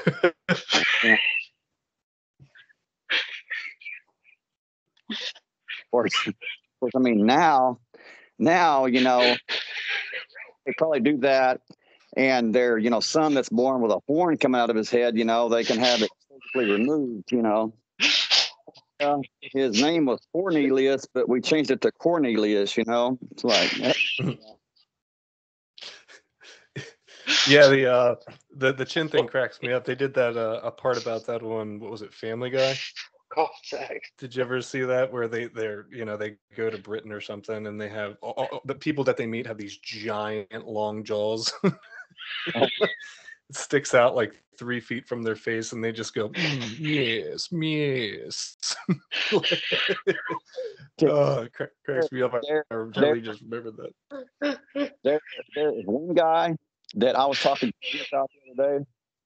Let me tell you, man, this Jeffrey Epstein, okay? Oh, look at that dude. Pull him up on Google, picture, and you tell me that he did not get the memo that was changing from Cro-Magnon to Homo sapiens, because he did not. Dude, that dude's forehead, he could never be a professional boxer, because one punch on that forehead, your hand would like shatter. Number two, those teeth would make a silverback shit. I mean, it'd be like, I am not getting near those teeth. I mean, and this guy was a supposed like ladies man, everything. Yeah, you knew where the ladies were because they were all running from him, Hell, and I mean, look at him when he smiles. He looks like he got like the worst case of gingivitis in the world. The teeth, Can you imagine him just like hanging on your leg, like biting you? I thought pit bull any day, And oh man, he's like Trump, Clinton, all these people, were friends with him. It's like, dude, I wouldn't get near him. Too afraid he'd bite me, Oh yeah, he's got some weird. Oh, especially the description of the way that the women talk about his penis. Did you hear about that? Pretty there, Yeah. I mean, my God. I mean, the guy just is creepy. And and then you have his girlfriend, this Ghislaine, or Ghislaine Maxwell, and which she's in jail now, and then they asked Trump, he says, well, you can tell her I said hello. It's like, okay, well, she's got some pretty serious charges, that she's facing. I mean, being with Jeffrey Epstein, it's like, away with it, yeah. Oh man, talk about a web they weaved, Yeah. Yeah, and it's really funny too, because it's like that was the biggest human trafficking scandal probably in history, and now it's just people have totally forgotten about it because of all these. Here's a new thing to worry about. And it's just it's terrible to the victims, and that we really don't have answers about any of it after all this time, because everyone seems to keep dying. Who is that other guy who just died in jail? Oh yeah, yeah. French folk. The French folk. Epstein's It was something to do photographer. with Epstein, wasn't it? Sure, it was something to do with Epstein. That Was it Jean-Luc Brunel? maybe. I think so. Yeah, it was one of them, one of the really high up there guys. Mm-hmm. It was Jean-Luc Brunel. It was either him or Lex Wessner. They offed themselves in jail the same way that Epstein. Suicide. Yeah, Lex, as far as I don't know, Lex is still living. And Lex and Jeffrey Epstein were, I think Lex was his only client, which, man, that does not bode well for Lex. It's like, Right. He's fucked, isn't he? Yeah, erase my life. It's like, do something. I mean, God, can you imagine? Yeah, he's been proper fucking stitched up right. Yeah, I mean, there's probably people that we'll never know about. They're not going to tell us who else was involved in the whole thing.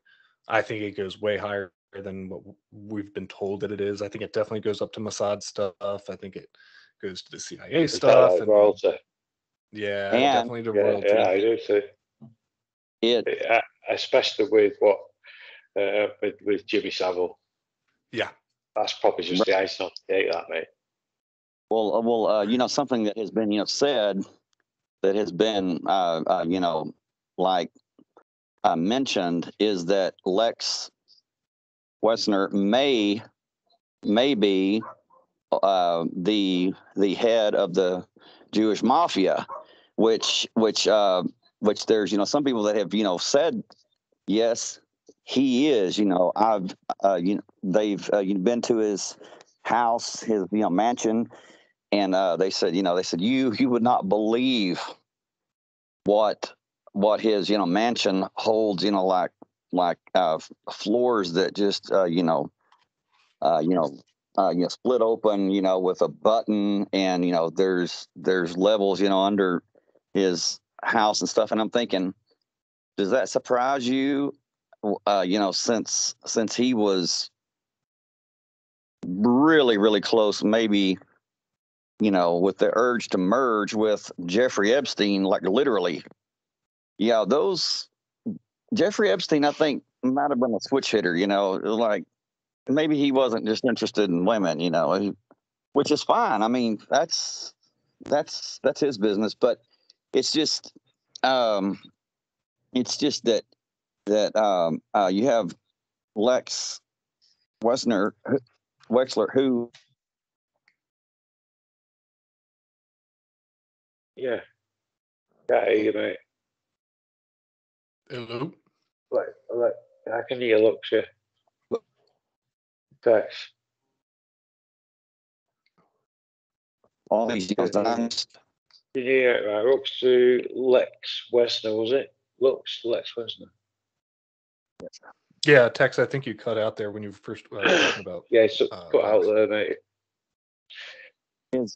He sold the this penthouse in New York to Jeffrey Epstein for, I think it was $10, and this place was worth like, I don't know, like 20 million. I mean, it was worth millions. He sold it to Jeffrey Epstein for $10 or maybe $1, but it was just a it was just a laughable amount, mainly because I guess they had to go through certain loopholes, to for some reason or whatever. But that really speaks volumes about Lex Wessner, because he was so generous with Jeffrey Epstein. I mean, my God. I mean, come on. Jeffrey Epstein himself was a billionaire, but where did he get his money? Well, there you go. I mean, he was fronted a lot, and the question is why. I mean,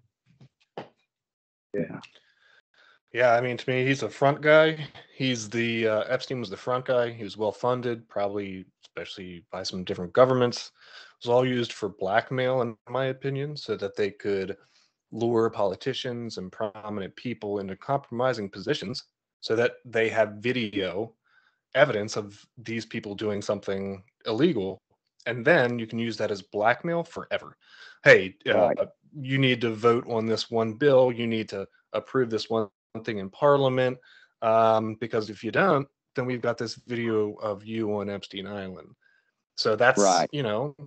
another aspect on how they're able, these secret societies at a very high level, to manipulate world events because they're in control of the politicians and people way beyond that. I mean, just look at Prince Andrew. Right. Yeah. Well, what is very telling too is that Jeffrey Epstein had his girlfriend was Ghislaine Maxwell. Well, her father was the super spy, the greatest spy that has ever been in Israel, in Israeli history, Robert Maxwell. Look him up. Robert Maxwell was such a super spy for Israel that when he died, he mysteriously fell into the ocean and drowned off of his yacht called the Ghislaine after his daughter. He was awarded a state funeral in Israel, attended by all of the living prime ministers and all of the military. Very, very strange that this man was given all of these honors. And what was said at his funeral was that he had done more for the country of Israel than could ever be publicly stated, meaning that there was a lot of stuff he did that top secret. One is he was in the U.S. and was taking pictures, videos, and notes, getting all of this information. I believe it was Los Alamos Atomic Laboratory, and sending that back to Israel, Mossad. And but he got caught, and there was a senator, I think his name was Senator Tower or something. It's back in like the 1980s. That knew that this was going on, but since he was an Israeli spy, they didn't do anything to him. They just let him get away with it, but they sent him back to Israel or Mossad or whatever. But there was there's been a lot of talk about JFK being assassinated, and I've researched that tremendously. I mean, so much so that I found out you don't want to dig too far into that, because that is something that is still being monitored to this day. And if you get too close, you will find out physically that don't go any further. It's creepy as hell. But in what way? What happened is that JFK, with the Cuban Missile Crisis and all that, involving nukes, said, well, we're going to send inspectors to the Dimona nuclear power plant in Israel to inspect it. And David Ben-Gurion, who was, prime minister, was the first prime minister of Israel, he said, no, you're not going to inspect anything. And, saying no to JFK was like, waving a red flag at a bull. And JFK says, no, we're going to do it. And says no. And a lot of people say that David Ben-Gurion said, okay, take him out. And that's what happened. They blew his brains out because it was a warning not to question Israel. And if you check today, Fucking hell, man. Israel is the only Eastern country that has nukes, and they are loaded. To the gills. They're loaded with nukes from the United States. Every one of them, USA. I mean, yeah. But Iran, Iraq, Afghanistan, they can't have nukes. But Israel is loaded to the gills. And, you know, I wonder why that is. Yeah. Just, And something that you, at least to me, that stood out about this whole situation being orchestrated was, think about the fact that the U.S. left Afghanistan after 2 decades of war. We left endless equipment there. It was a very messy withdrawal, right? But when the U.S. was in Afghanistan, that meant while they were occupying Afghanistan, that they had a border with Russia. Mhm. Why in the fuck, if you were, oh my God, like, you know, we see maybe a Russian invasion coming of Ukraine, why the fuck would you pull out of Ukraine, or why would the fuck would you pull out of Afghanistan when it shares a border with Russia? Other than because in the long run, you know, that would put the U.S. on the doorstep of Russia. They wanted to get that off of the table as fast as possible before this Russian invasion. That way, the U.S. could be like, oh, well, there's nothing that we can really do here. Because from a strategic standpoint, it's much better to occupy a country that's bordering on Russia than it is to not.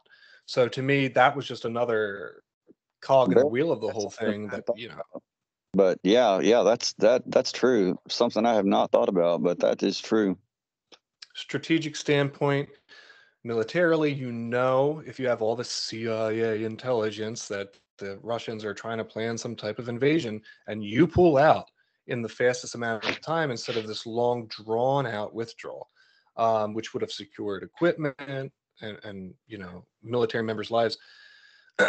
You pull out so fast, now we don't have any presence there, and we can say, oh, well, wash your hands clean because we're nowhere near there. We ended our war. But in reality, if you would have done it in the correct way, that during this invasion that's happening now with Russia and Ukraine, you would have had U.S. Military in a very strategic place. Yeah, to be able to strike back. Like, it's just not. So you can just see that was another precursor to them allowing this to happen, because if we stayed there, it would have given us a much better strategic standpoint. Yeah, well, for response. From your breakdown there, yeah, definitely. They it's as if it was premeditated. It's what they wanted. Yeah, they were like, oh shit, well, okay, we got the Russians that are about to invade here. You know, it's going to be March when they invade, so we got to get the fucking U.S. troops out of here as fast as possible, so that we, you know, it just puts it in a better position for the narrative. Yeah. You know, it does.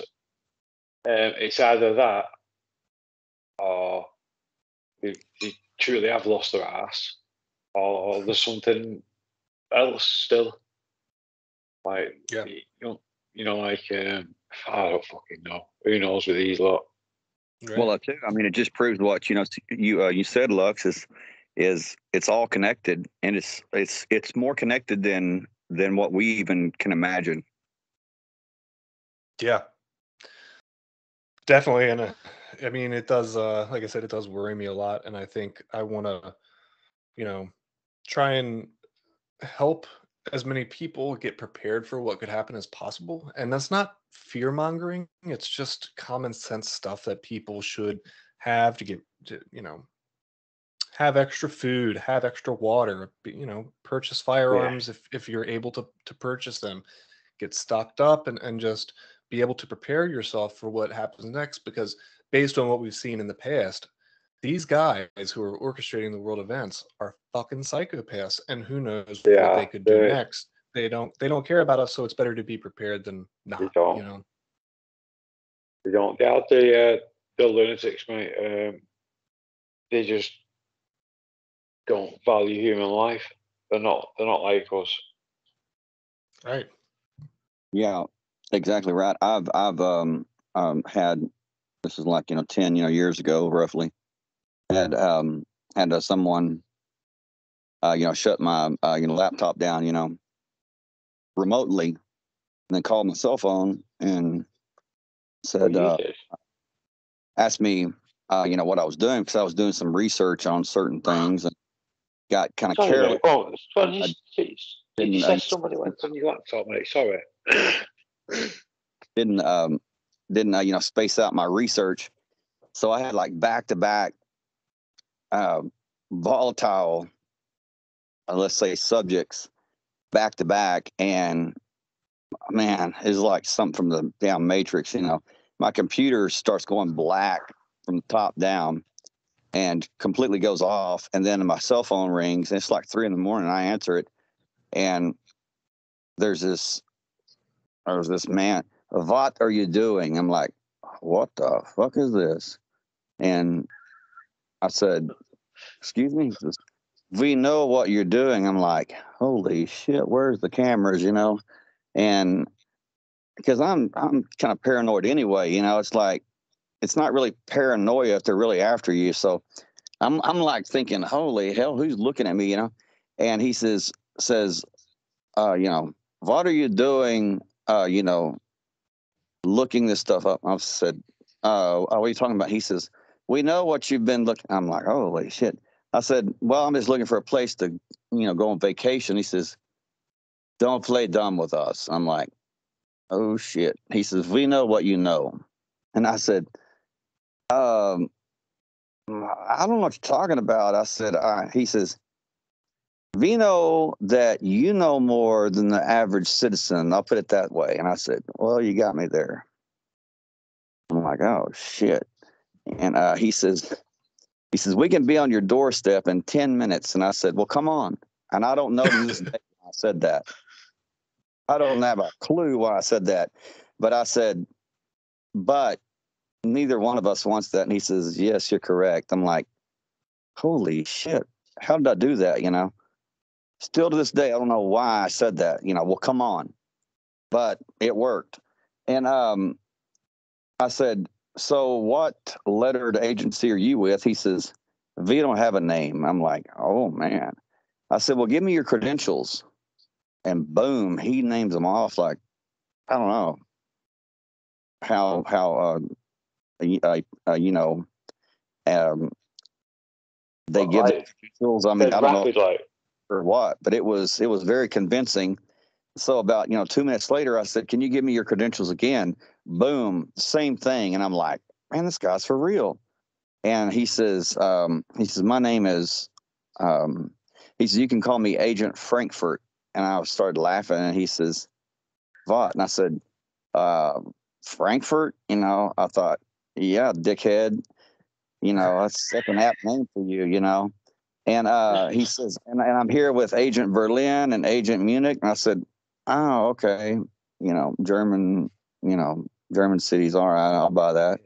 And he just, goes on, and he says, we just want to make sure you keep your nose clean.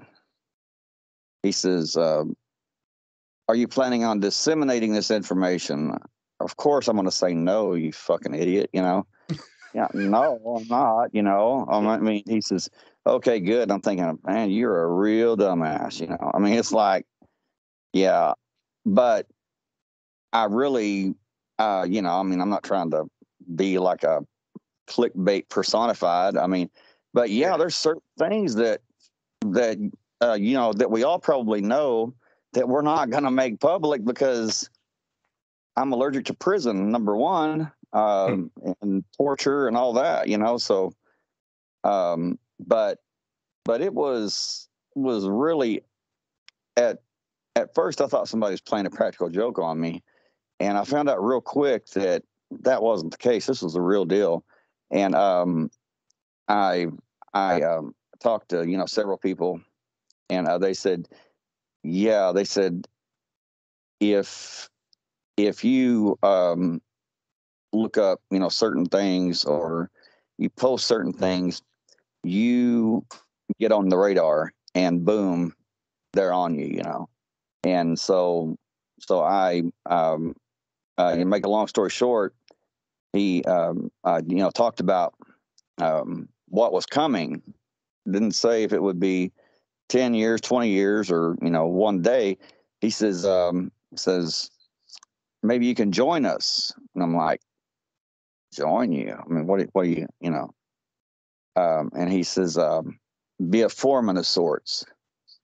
I said, foreman of, he says, over people. And I said, oh, you mean concentration camps? And he says, oh, no. We don't use that term anymore. It didn't work for us the first time. I'm thinking, holy shit. And he had a real thick German accent too. Nothing against the German people. I mean, I'm just saying this, this is the truth. I mean, I'm just speaking truth. Yeah. And in the background, I could hear what sounded like all this machinery and like, I don't know. It was just, it sounded like he'd gone back in time, basically. Yeah, kind of. I mean, it was like there was a lot of stuff going on in the background, and but I could hear him clearly, and I could hear these other men talking, and I don't know German, but it sounded like they were speaking in what I would take to be German, and he said, well, he says, we've been monitoring you a long time. And I said, bullshit. I said, I'm not buying that. And he says, your mother's maiden name is Ba. And he says, and social security number is Ba. And started giving me all this info on myself that I had, that I hadn't made public. And I'm like, okay, you've got my attention now. And he says, good. He says, we'll be seeing you in the future. And I said, I know. I don't know why I said that. And he says, keep your nose clean. And boom, hung up. My computer comes back on. And I was just, my mouth was open, like my jaw was hanging open. I was just like, holy shit, that just happened. Really creepy. But that's just to say that if you don't think that you're being monitored, think again. You are. Yeah. Wow. Yeah, Yeah, fuck you, deep state. Anyway. Even when I was, in the Golden Dawn, something that kind of reminded me of that is when I was in the Golden Dawn, that one of the higher ups, we were sitting around one day, and jokingly he said to me, well, I've been in the Golden Dawn for a long time, but I've never met the Illuminati. And I sort of like laughed. And I said, yeah, of course.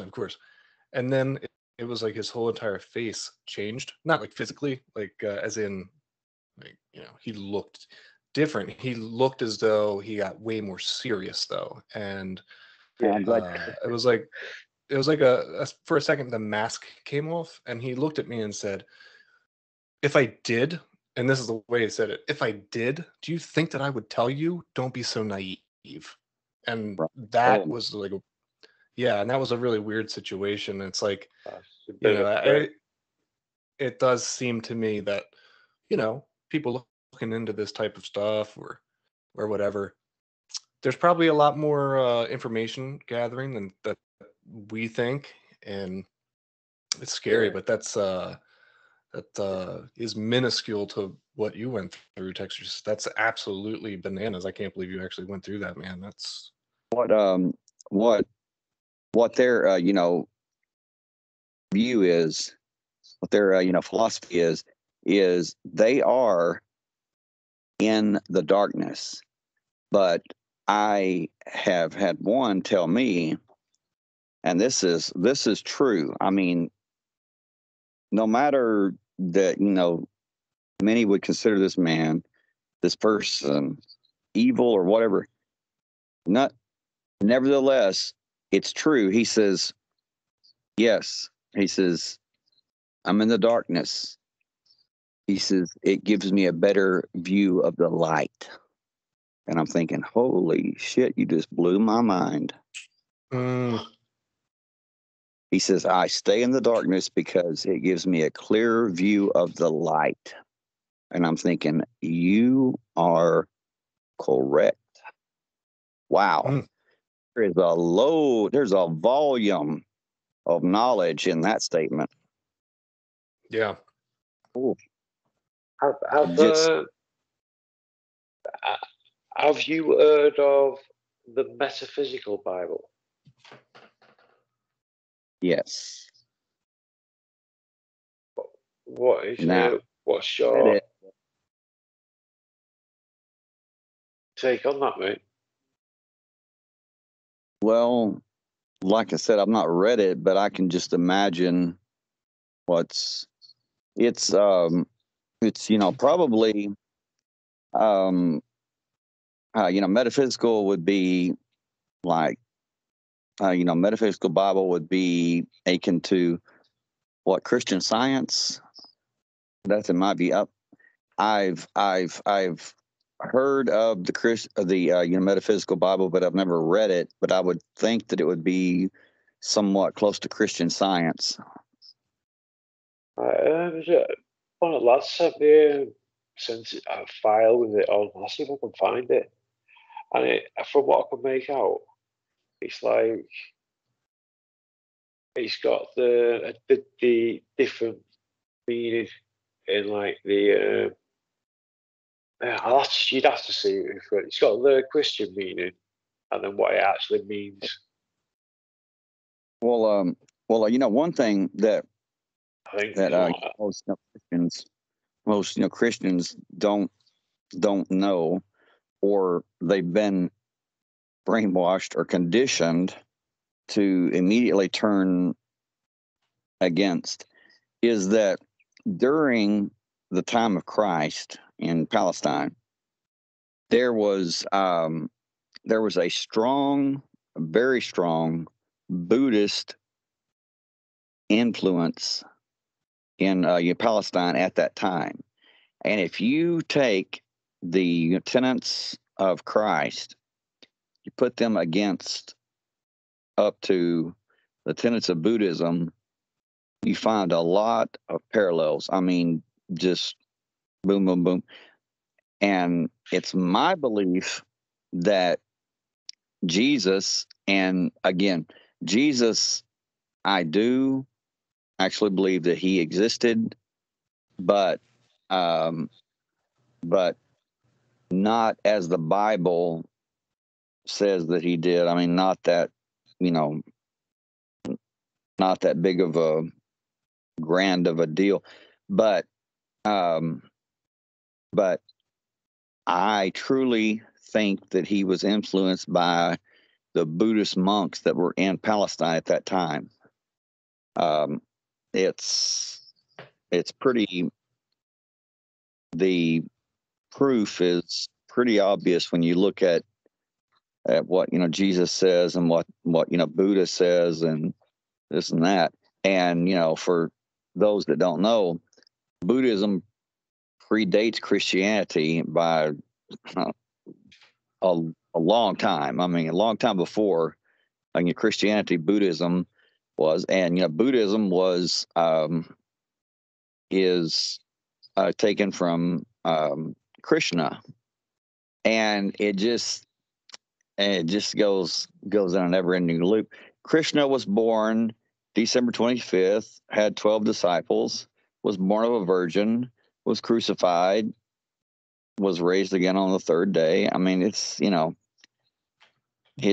just a never-ending loop. Yeah. By the way, the crucifixion of Jesus on December, or when he was crucified, on December 22nd, the sun, SUN, goes into the constellation of, I believe it's the Southern Cross, and it is hidden until December 25th, where it supposedly rises from the darkness, and that's the crucifixion. I'm not saying that Jesus wasn't crucified. There wasn't a literal Jesus that was crucified. I'm just saying that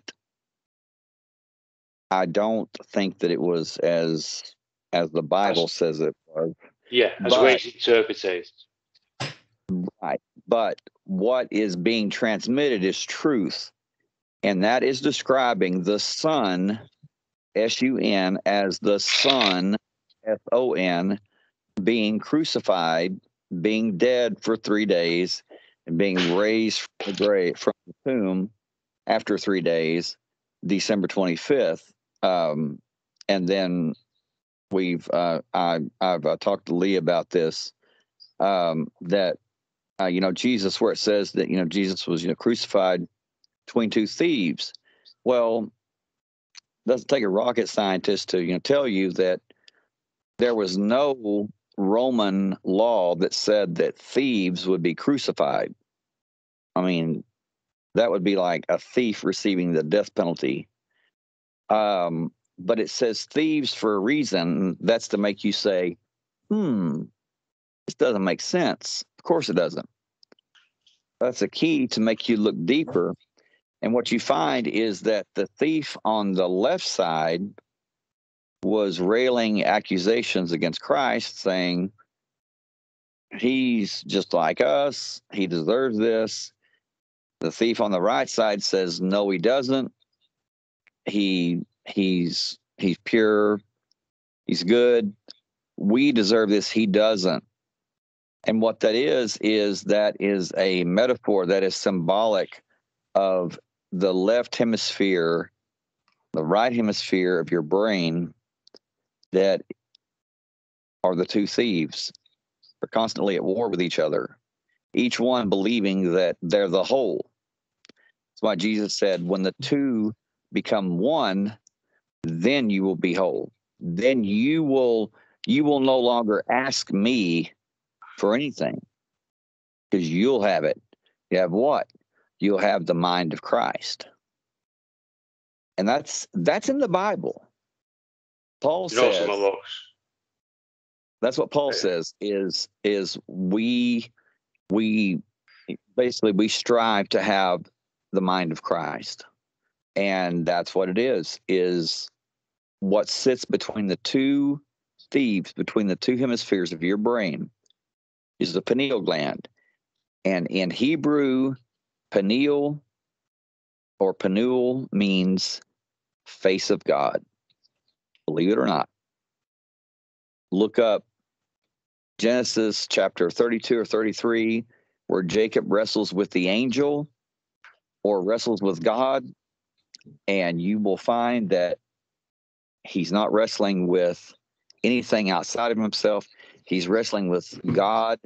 He's wrestling with himself. His lower mind is wrestling with his higher mind. And he named the place Peniel.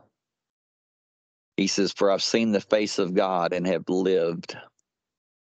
And it says Peniel means the face of God. There you go. Lux.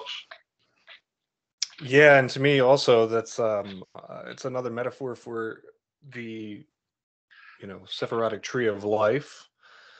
That of course, on the tree of life, you have 3 different pillars, and the left side of the pillar represents the feminine, and the right side of the right pillar represents the masculine. And then in the center, you have the middle pillar. Well, in magic or the occult, you're always told to travel, well, at least what I've studied for the Golden Dawn, was that your goal is to maintain the middle pillar, which they totally contradict in the Golden Dawn, by the way, because they send you on a path to understand the different spheres on the Tree of Life that I don't think that are beneficial to anyone. And so because you have that left pillar and you have that right pillar, and then you have one in the center, to me, it's representing, the story that he just told too, is that the left side, or the left thief, which is stealing the abundance of moving up the tree, because when you're only focused on that one side of that one pillar, that you become very extreme. It's associated especially because of the top sphere on that pillar would be Bana, which is very indicative of total control, or sort of like control, but also creating chaos and the extreme of expression of control. Religion. And so then exactly, religion. And so on the right side, the right thief, you have, that would be the right pillar, which would be the top sphere on that would be Chakma, right? And the right pillar is represented by victory, mercy, and wisdom. And that you can hear that play out exactly in the story that he just told.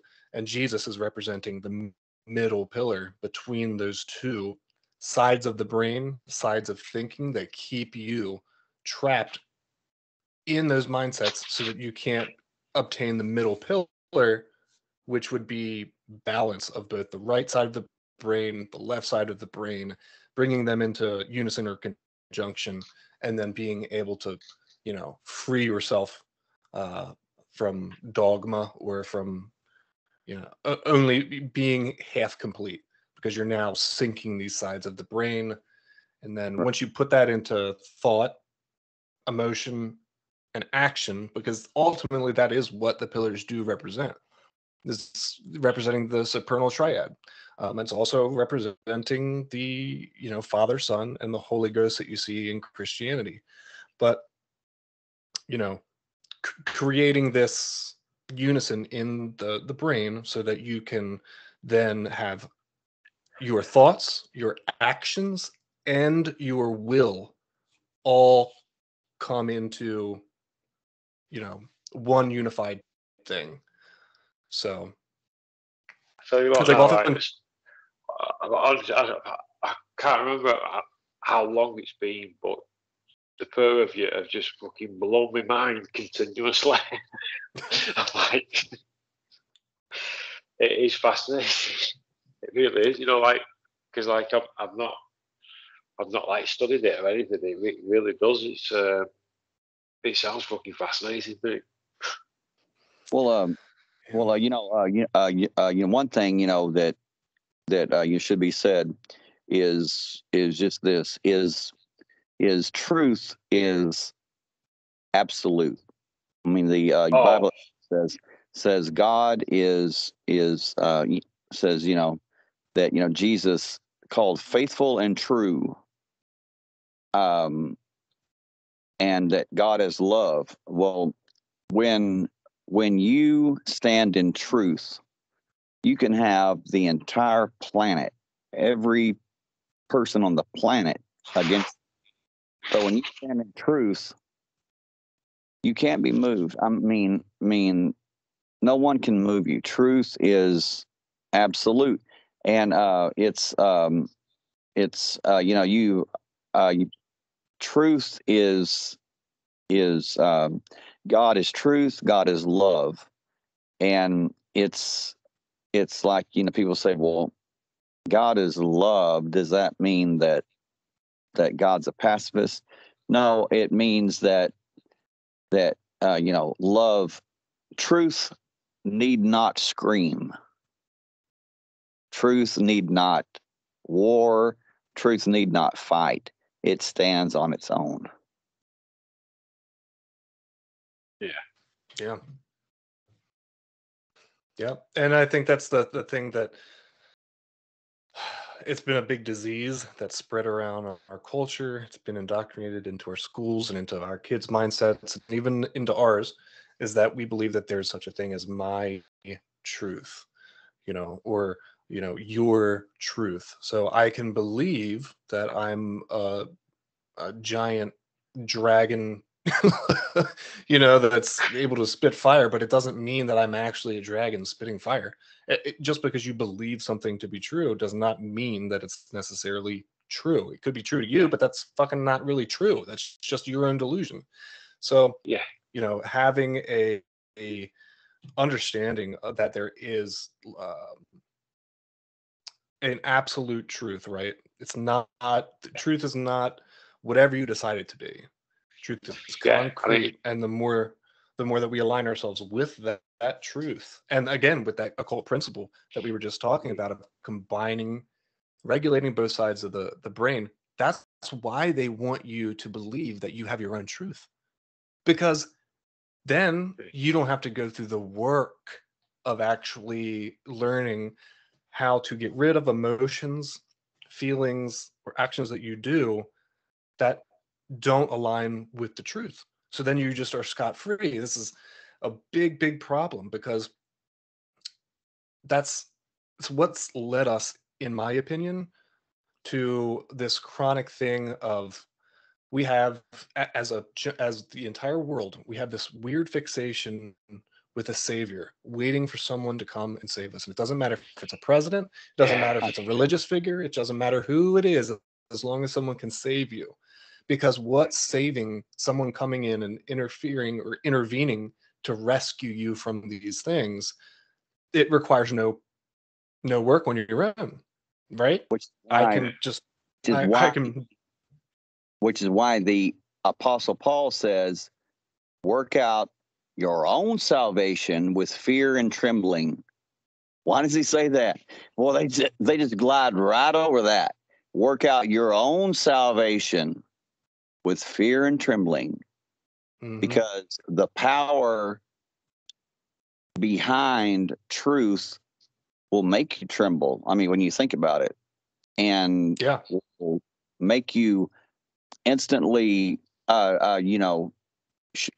show awe when, no one can ever say that they experienced truth and didn't realize it, didn't know it. Yeah. It's like you say, Lux. It's like you know it. It's like a disease, isn't it? Throughout. And that's been done on purpose, Yeah. They want to put that idea out in the public so that people expect a savior, or that they want to believe that the way that they feel, even though it's totally, maybe even insane in some cases, is still their truth. And it just makes an entire population, generations of people, totally disconnected from the actual truth. And it's much easier to wait on someone to come and save all of us than it is to do the work within. That is, like you said, Tex, it's terrifying when you take the time to meditate and you think to yourself, why is it that I do these actions that potentially hurt other people? Why can't I stop myself from doing those actions? Why am I wanting to do or feel things that one side of this supernal triad disagrees with?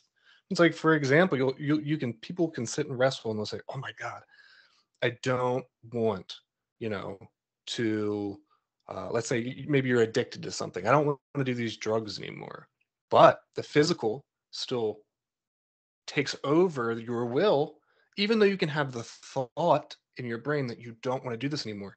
The physical, another aspect of you, your actions, succumb to this craving or addiction. And so your thoughts, your emotions, and your actions aren't aligned in that point, because they're contradictory of each other. And to sit down and work out for yourself in your own mind, okay, fuck, I don't like that I'm doing this. How can I take the steps to do it? This is my thought. Okay, now my emotions are, it's going to be hard, but I'm going to fucking do it no matter what. Yeah. And then your actions following through with that. actually putting your thoughts and your emotions into the real world, into manifestation. It's like the same, mate, innit? Actions speak louder than words. Yeah, and that shit is painful. It's hard. It's unbearable for some people, and that's the real work that can bring these two hemispheres of the brain, the supernal triad of thoughts, feelings, and emotion, or will, into unison, because that is a truly amazing, worthwhile journey that's painful, but it's worth it, not only for you, but for everyone else around you. And so as long as we stay in a mindset that we're expecting a savior and we never do that action, that's what keeps us in this perpetual slavery, because we're always waiting for someone to come and save us instead of saving ourselves. Well said, mate. Well said. Absolutely.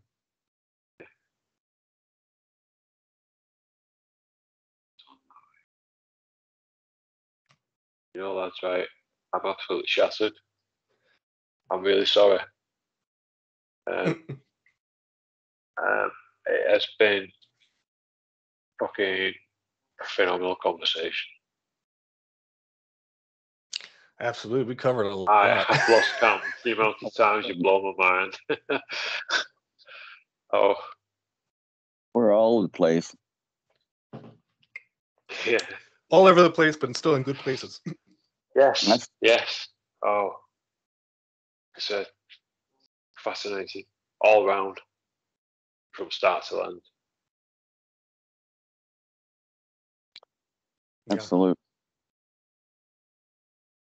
Maybe it's just what somebody needed to hear. I mean, just different points, different perspectives, and that's the name of the game, is perspective. I mean, it is, yeah, and angles.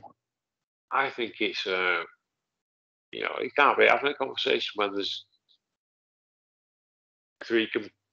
not completely different, but three different perspectives, and like little bits from each, and then it's just love it, mate. I love it. Yeah, it's been awesome. Yeah. Thank you very much, gentlemen.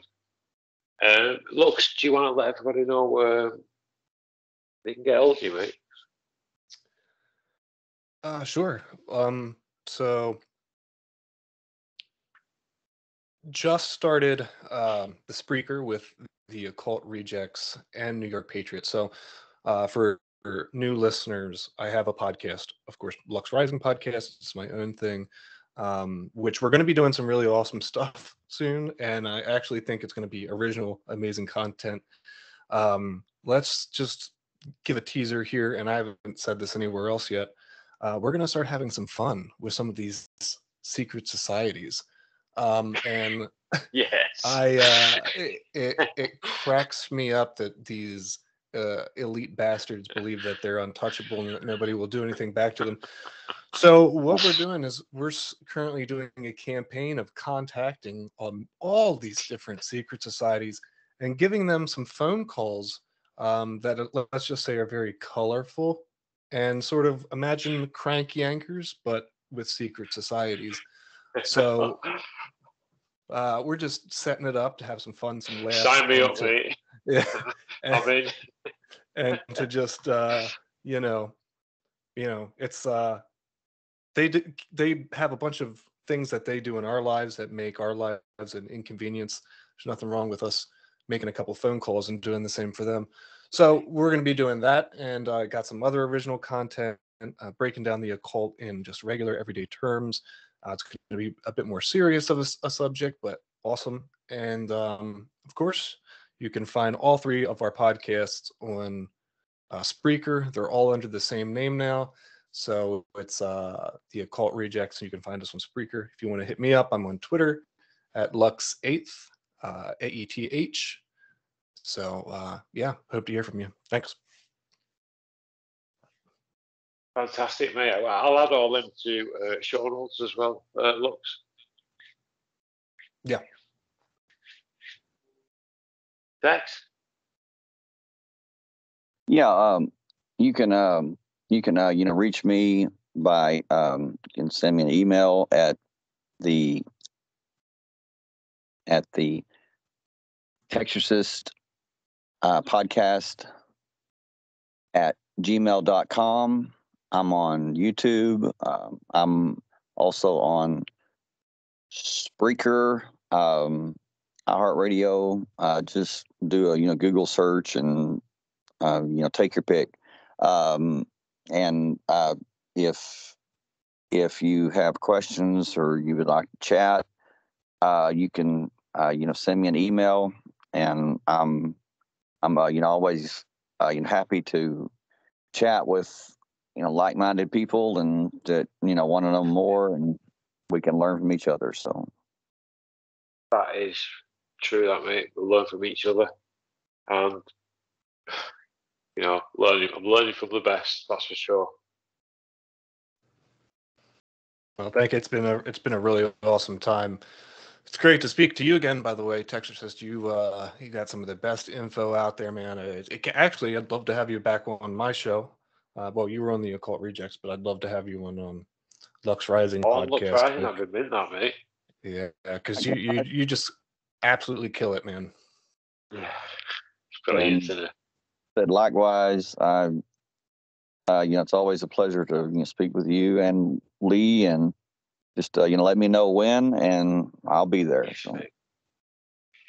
I can't wait. Listen to you on the Lux Rising, Tex. That'll be a top show.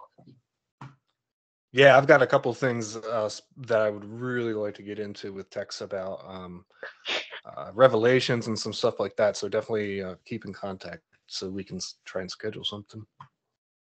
Absolutely, I'm there. Gentlemen, it's been an absolute pleasure. Thank you very much. Thank you. Thank you. Thanks, mate. Thank you. I'm going to stop recording now.